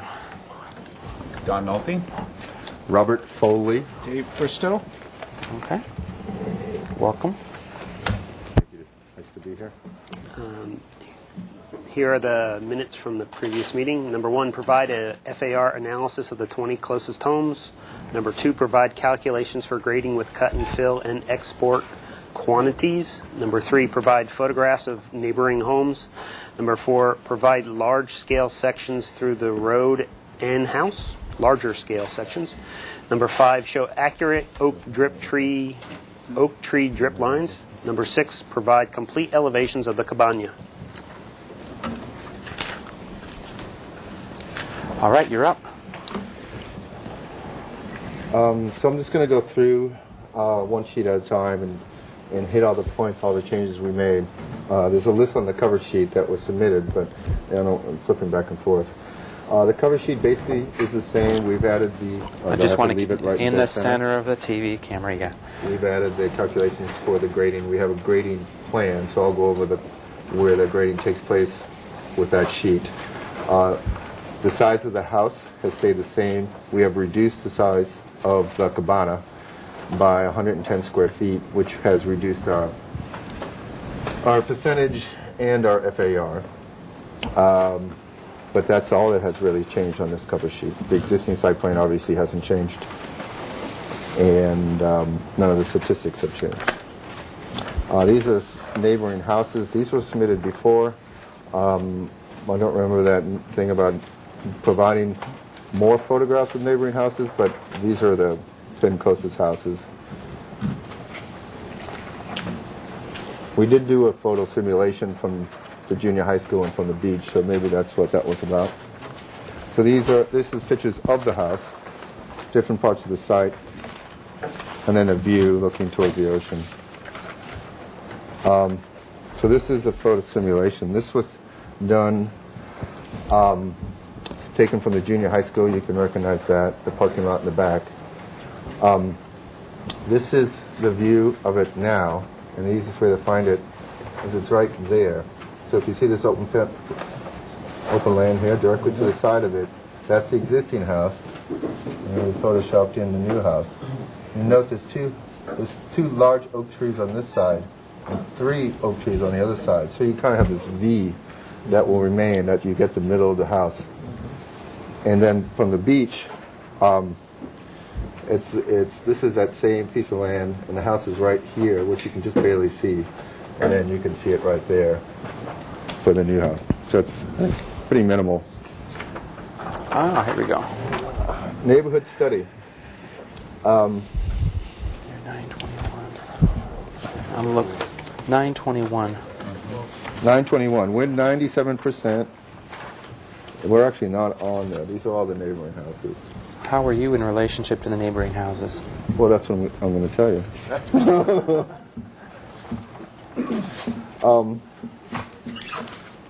This is my little cheat sheet here. Should bring it closer. There is 30. We did 35 houses in the neighborhood. This is the map of which houses we did. Each one is noted what their percentage is, what their FAR is, and then we also have the size. As far as the percentage goes, there's 6 other houses in the neighborhood that have either the same percentage or a higher percentage. As far as the just size of the house, not in relation to the site, 1/3 of the houses are as big or bigger. And I think this tells the most story. The FARs. There's only 4 houses in the neighborhood that have a lower FAR than we do. Out of 35, 36. All of them are, we're only at 0.12 right now. And 2 of those is because they're large pieces of land. Okay. Okay. Ours is the 3rd largest parcel. Did you? There's an Excel spreadsheet that you can get online. Did you fill that out and give that? Are you familiar with that? Did you mean fill the calculator thing? Yeah. Yeah, we did that the first time. No, the 20 closest home calculator where you put everything in and then it organizes it all in the Oh order. no, I didn't even know that existed. But when we were here last time, you asked us just to kind of do a neighborhood study and list these 3 items. There's That's what we templates did. that make it life a lot easier. Well, I like doing things the hard way. Okay. But it gives you the picture of what you're looking for, yeah? Okay, let's move on. All right. The site plan. First thing we did to the site plan was we lowered the house 2 feet back to what the house currently is. We were going to raise the house 2 feet. We decided to lower it to help with the apparent height. If you remember, there was a neighbor next door that was worried about a bathroom window. We have done a couple of things for that person.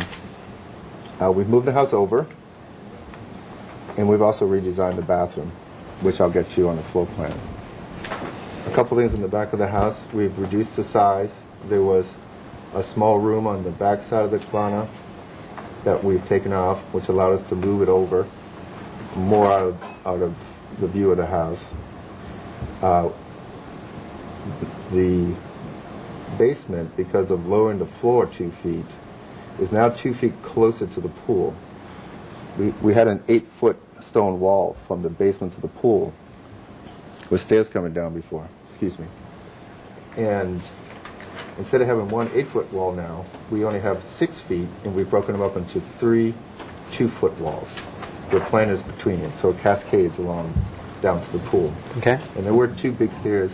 Now we have one stair here that's hidden by the cabana, and these stairs here, which are pretty much hidden by these existing oak trees. Let me just make sure I cut everything. The oak trees, all the oak trees on this side are going to stay. Yeah. Okay. Cut and This fill. is the cut and fill. Basically, the new driveway that comes in, this is the old driveway. We're cutting across a little bit to make it so it's not quite as steep. There's going to be some cutting here. This part of the site falls off a little bit, so there'll be a little bit of fill in front of the house. We have the excavation for the house, which isn't really that much considering there's an existing basement and an existing house there.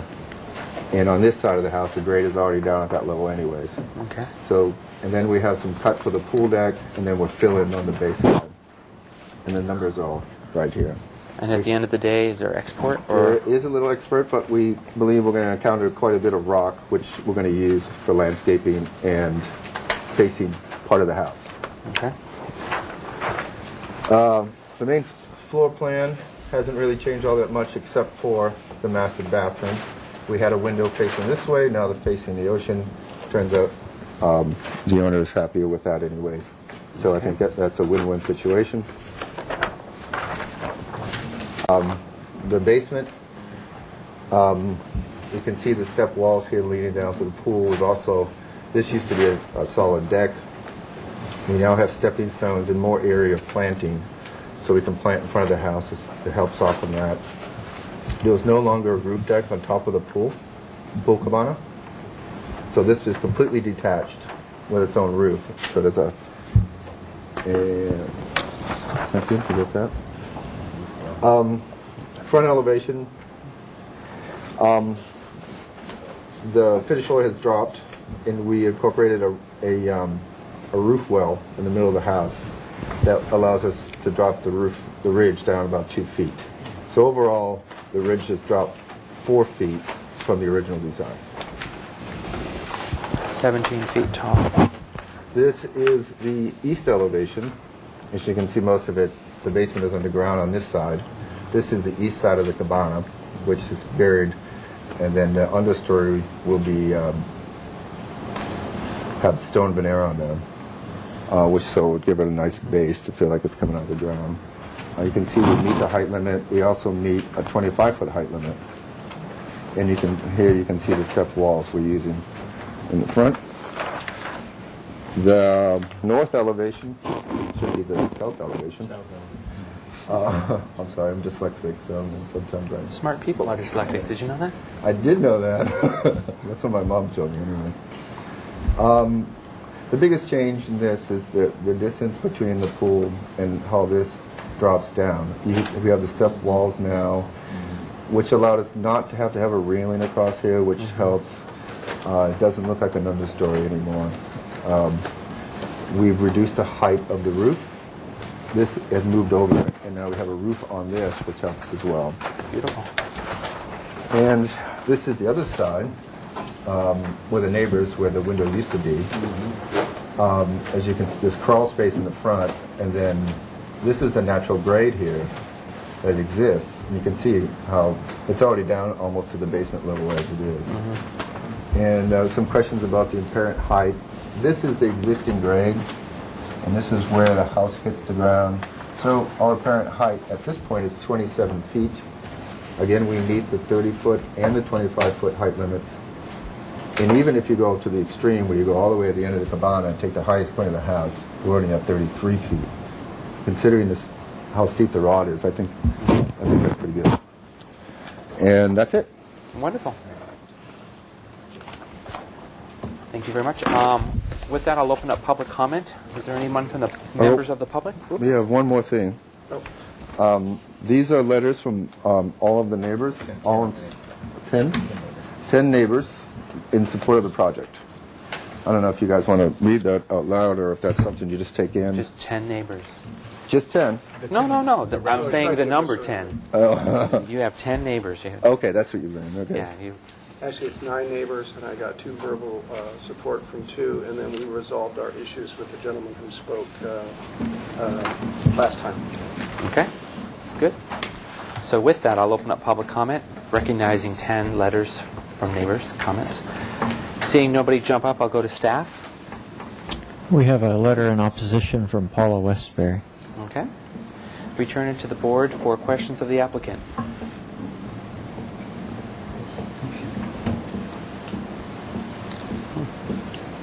No questions? We'll go straight to comments. Mr. Chair? Yes. I greatly appreciate this presentation. I think it's an excellent presentation. It gives us all the information that we ask for.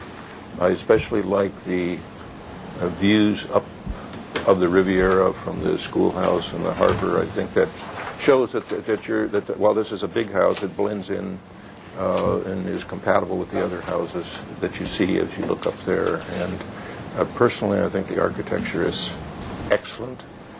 It'll be an asset to the neighborhood,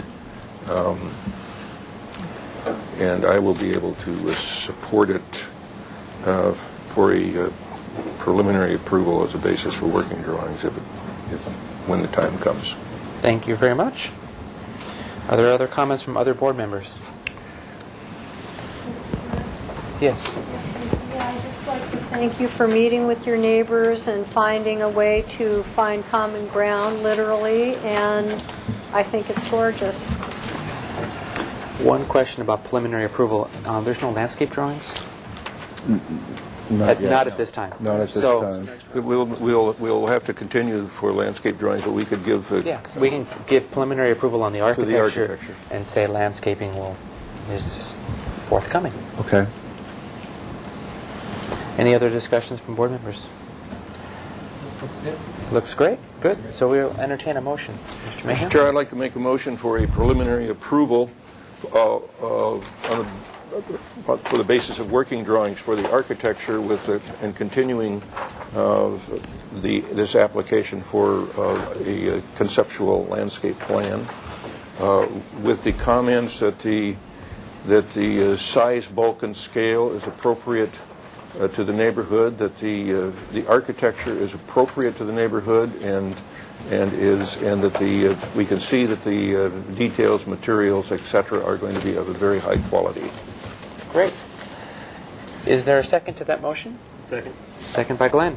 Any other discussion? Bill, is that going to be returning to full board or consent? This could go to consent. I think this architecture could go to consent calendar. How about, under discussion, how about just return in progress to the board? We'll review the landscape and giving it preliminary and first round of details as a board, even though there's confidence given. It's just a large house. Return in progress, then, or maybe you'll be ready when you bring the landscaping back. You'll bring the drawings developed. Okay. And then maybe we can send it on to consent. And color. Yeah, color board, the whole works. Yeah, so I think it should come back It's to going us. to come back. Could I ask one question? You sure you want to? If we could we come back for a preliminary final where we could get landscaping and the architecture final in one hearing? Depends on your drawings. If the drawings are complete. So with that, we'll call for a vote. All in favor? Aye. Opposed? Motion carries. Thank you very much. Do I announce a 10-day appeal period for this action? You have to call out the appeal. Yeah, 10 There's days. a 10-day appeal period for this action. Thank you. Almost back on schedule. We are now doing item 7, which is 129 Calle Bello. And there's the applicant. We've seen this project before. It's a revised project description having to do about permitting an as-built deck and walkways going up and down their property. Hello, hello. Hello, how are you? Gil is on his way again. That's fine. He's letting you spread your wings. He's not clipping them. You should be thankful. Yeah. Some bosses keep you downstairs. We're going to read the minutes from the previous meeting. Okay. Mr. Chair, the comments from the previous meeting. Well, number 1, provide a complete landscape plan, including the concrete pad. Number 2, study removing the retaining wall at prior deck. Number 3, show exterior lights drawn larger. On their site plan. Yeah, I guess. Provide cut sheets for the exterior lights. Number 4, provide a time clock/timer for exterior lighting along the cart path. And number 5, provide elevation of the gate. All right, your name for the record? My name is Waldo Diaz, and I am the designer of this project. Okay. And Oscar Ball, I'm the owner. Thank you. Thank you. okay, They're bigger dots. yes. So these dots show the ones to remain, and we also walked this way, and we have only 6 in this one. We are keeping 4 and removing this one here, and this one here, and this one here. Yes. Do you have a cut sheet of this light fixture? We couldn't, we looked on the internet to see if we could find something like that, but we brought the actual fixture. You wanna go to the car and get it, please? We saw it in the picture. I mean, we could see what type it was. Yes. Maybe just find your site photos from Tony, and we'll look at it that way. Okay. If you want me to bring it over, I will. It's just over here. Anyone want to see it? I think there was a really good picture of it. There was a really good picture. It was more for documentation's sake, so we'll carry that forward. Okay. Okay. Also, we are showing some elevations of this gate here. 6 feet high. It's only 1x6 planks. Steel frame. Red wood, and also we have the landscaping plan in this area here.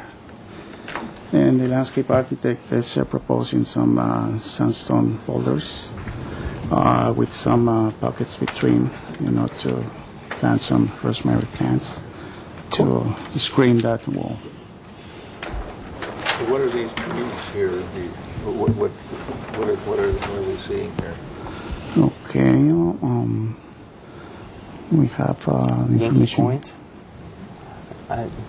Well, I guess let the landscapers. Yeah, he couldn't attend. All right. Well, that was all of our items. Yeah. What about the wall? Well, they put the stones. Up against it. May I say just something really quick? Yeah. I bought the piece of property just exactly the way it is now. And the deck had to be dismantled because apparently it didn't have any permits. And all this stuff that's going on right now is I'm completely unaware of why. Apparently, because I own the property, I have to take care of it, but it's been like that for 25 years. Unfortunately, that's kind of like the rules. I mean, there's businesses that have signages up, and the businesses change owners, and they say, well, I didn't ever put that sign up there, but if you don't have a sign permit, you got to change your signage to match whatever the current. So it should have been flagged to you when you bought the house through the zoning information report. Our system is not perfect, and that's all I got to say. And the city is pretty, they enforce these things because it's important. Oh, I understand. So, unfortunately, that's where you're at. So we understand you. Thank you. Your perspective. And thank you for being here and doing what you're doing. Oh, yeah, we have to do what we have to do. All right. So with that, I will go to public comment. We have one speaker, Richard St. Clair.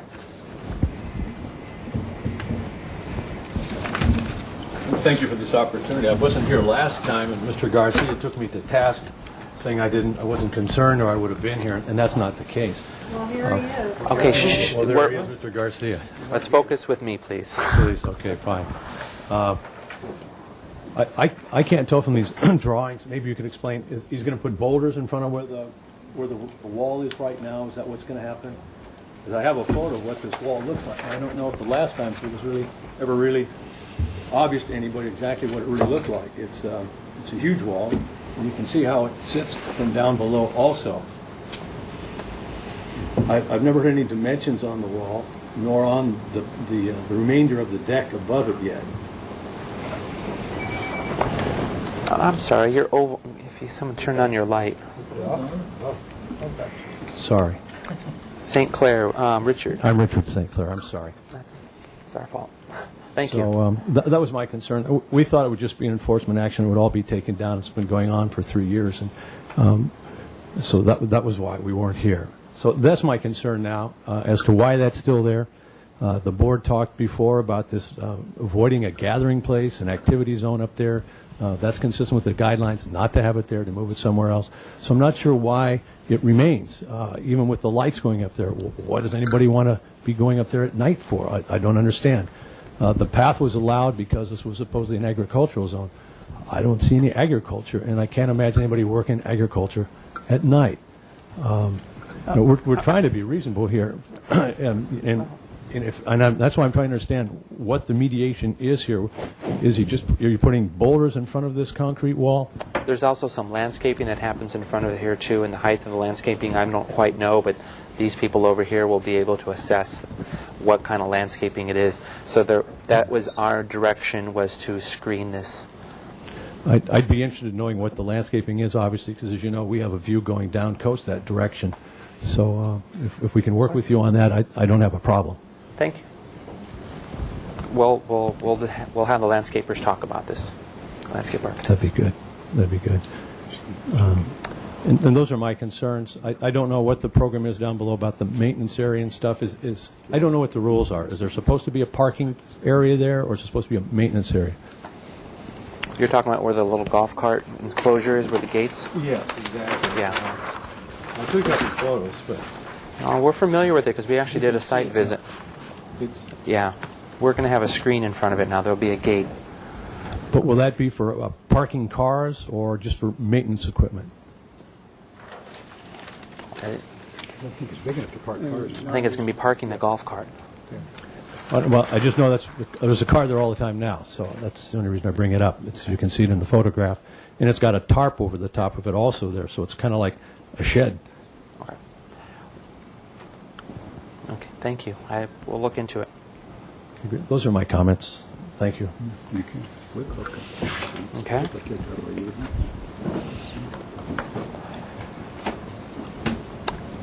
Any other public speakers? And Tony, is there any letters?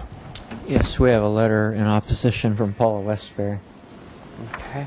I found two photos. I don't know if these are the light fixtures you're looking for or not. Okay. I think just as a side note, we'll have you take a picture of this and then include that on your drawing. That then becomes the record of what the light fixture was that was approved by this board, so that somebody 5 years from now doesn't put this big, huge thing on there and say it was approved because this is what we're approving, which is basically a downcasting landscape light. Yes. So that's all we want, is just to have a paper trail of what we're approving, and that'll be on the drawing. So we'll carry forward that comment. Thank you, Tony. So I'll return to the board for questions of the applicant. Mr. Chair, I have a question. Based on this picture here, what are these still here? These footings? Like piers? Piers, whatever they are. Here, these footings. I didn't bring my glasses with me, I'm sorry. The concrete piers. I think that's what remains after the deck was removed. Yeah, they're still there, but they can be removed. I think, okay, well, that'd be a comment, but I just wanted to know if those are still there. Okay. And the other question is, 2 weeks ago we said to study removing the wall if you could, but the question was maybe the top of the road there was supported by that wall. Did you ever figure that out? It is. Yeah, it is supported by that wall. Removing it would undermine I want to go to the landscape. The edge of the concrete. Okay. Do you know what this dimension is across here, Gil? I don't have it. Do you have a scale? 8-inch scale. Here we go. About 13, 14 feet. 14 feet. 14 by, that was the question that the neighbor asked. It's about 14 by 20, approximately. Those are my questions, Mr. Chair. Okay. Bernie, and then I'll... Are considering approving these light fixtures that we're only seeing just in the little picture, and since you have them outside, why couldn't he just bring it in and show it to us? I know, but in terms of the color and the size, and since there's bring it 6 in. of them, and, you know, it just might be worth looking. Okay, take your time, thank you. Okay. Can I comment on his concerns about the views and I shouldn't talk about views, should I? But the landscaping, yes.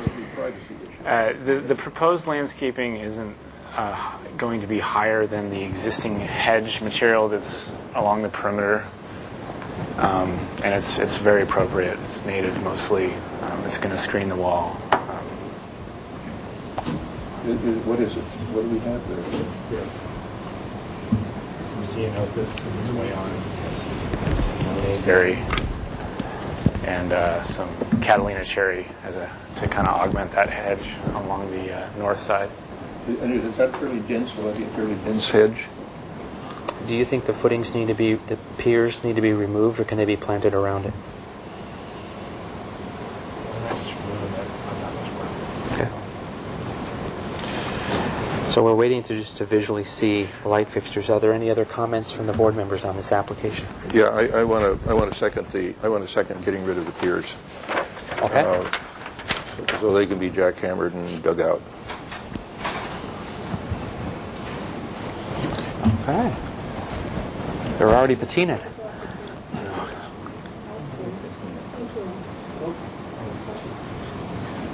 Okay. So where was the picture of those? How many do we have going up the back? They're big black dots. So there's really only 2 up here and then 3 there. Yes, and we are removing the one closer to the... And then you have put on some kind of a timer, Right here? or we have that, okay.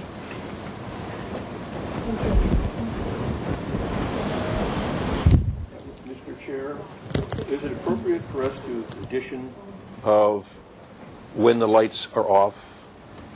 In other words, there's a timer there, but so what if it's set on 23 hours a day? I mean, would that be appropriate to condition that? I would.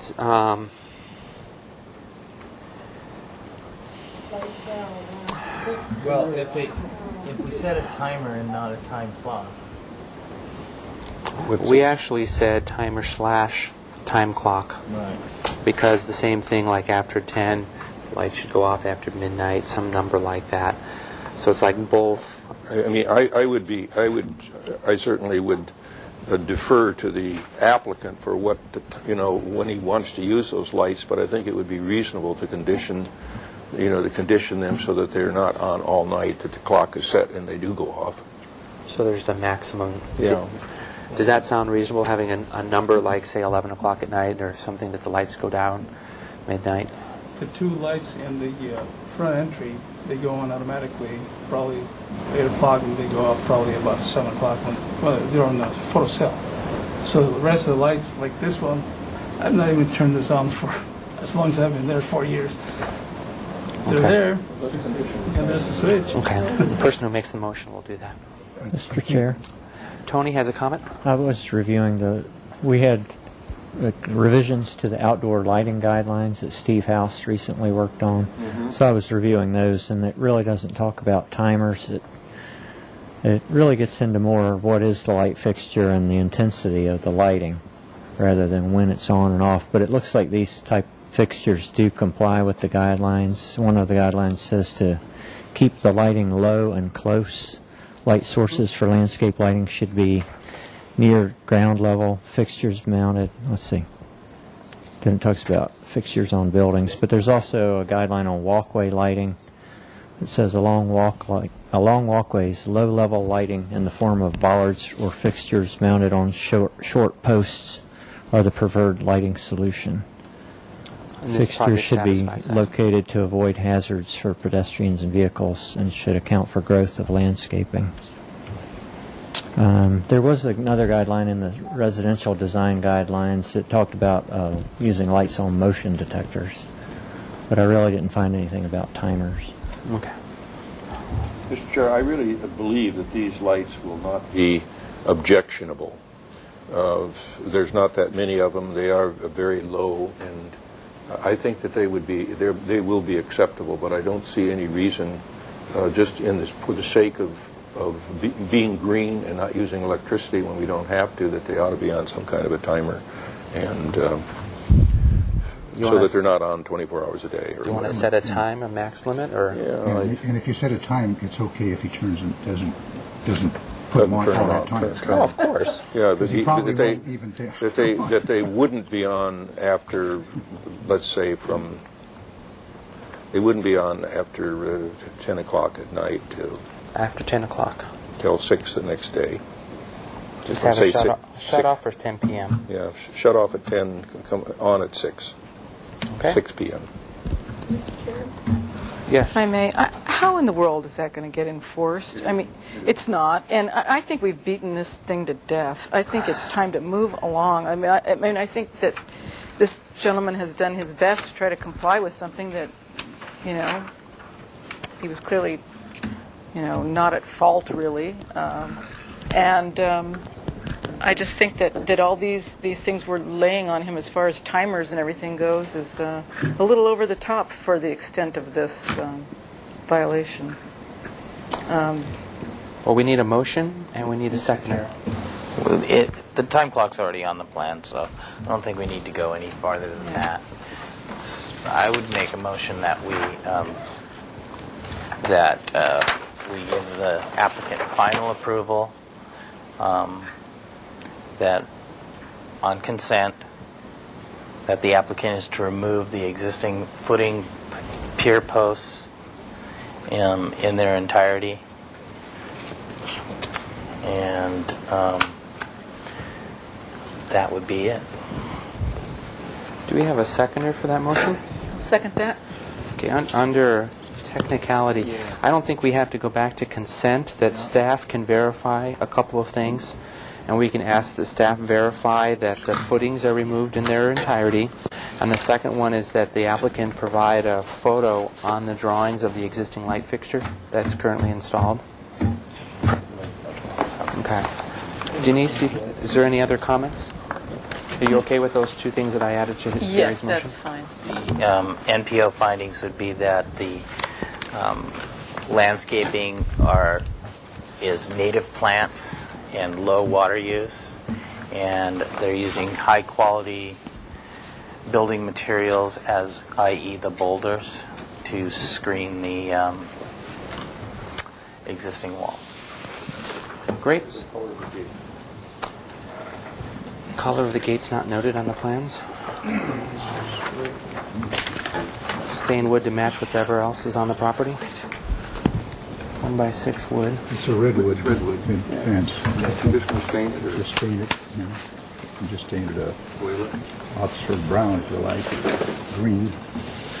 Doesn't matter to me. Can we bring that in on consent or color? Actually, the third item, if they can just put on the drawings to add note to stain the fence a natural color. And then Denise? Yes? Just say yes. Yes. Perfect. All right. That took care of the staining of the lumber. And this is final, and all you have to do is submit to the building department. It'll get routed to planning. They'll make sure those items are addressed during their review. So with that, I'll call for a vote. All in favor? Aye. Opposed? I'm going to vote against it, Mr. Chair, because I still feel that the wide area should have been moved more to the center of the site. That's completely fine. And with that, we'll move on. We're on to item 8, which is 2222 Santa Barbara Street. 222. This is a proposal for a new front entry porch and alterations to 2 front windows. Staff hearing officer approval of a modification is requested for these alterations to be located within the front setback. The existing 2-story single-family residence was recently demolished. The project is located on a 10,000 square foot lot in the Mission Special Design District.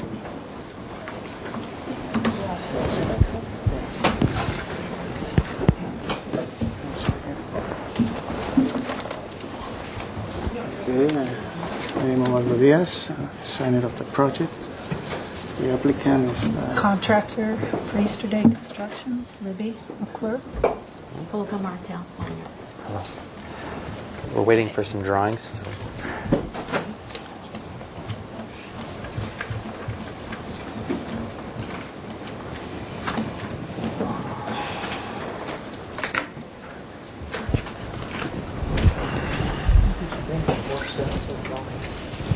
No, just the ones I submitted.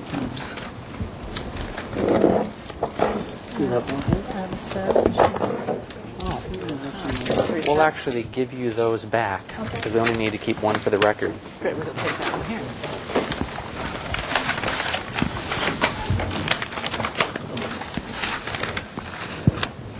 Okay. Okay.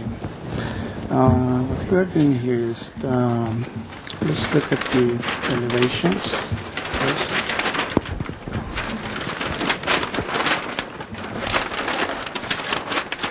Okay. This project is currently under construction, and this is the front elevation that was approved, permitted.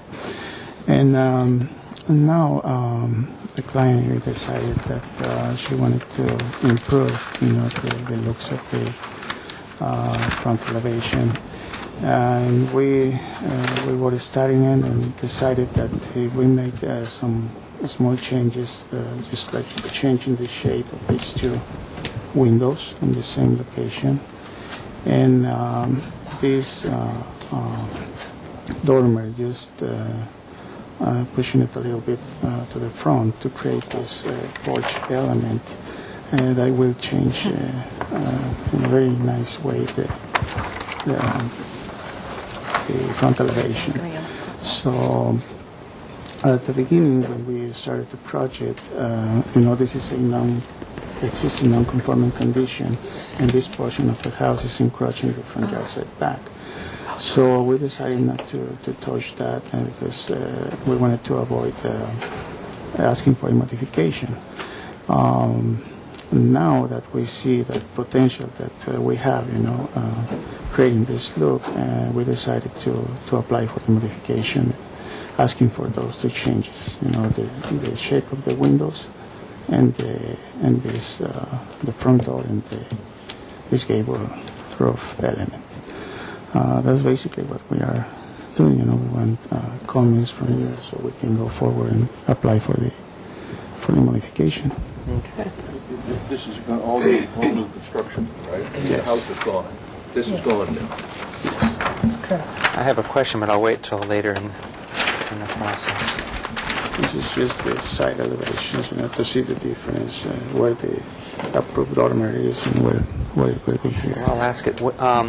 The approved dormers and things, is that not in the front yard setback? No, it's not. It's like right on. Yes. So everything on this side or in front of that dormer was in the front yard mod, and everything behind it. Yes. If we look at the floor plan here, well, you can see it here.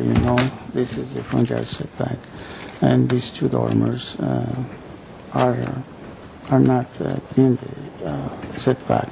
So the other dormer is just to be right here. So now we are proposing it right there. So is this in the setback? This Yes. is in the setback, and they originally weren't going to touch it. And that this area was all new construction that was within their buildable area. And then since then they decided to take this dormer and pull it forward, which requires a mod. Yeah. We are not... They demolished it. They technically can rebuild the existing same size as before. And that's what we intend to do, yes. And I can show you here on the floor plan that we are not...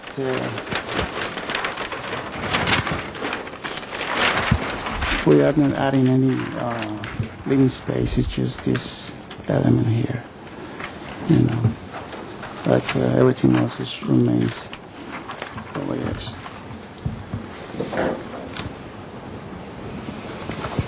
Okay. Is there another level besides the main level? Yes, we have a lower level here.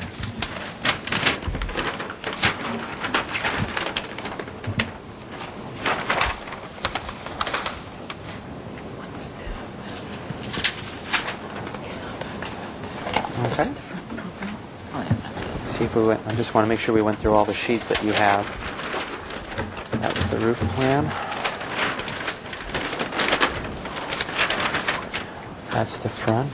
Permit. Okay. Have an overall site plan. Get to that. Do you have the other side? No, unfortunately, I don't have that elevation. And then you also don't have the rear? No. Okay. And Bill wanted to see the overall site plan. Yes.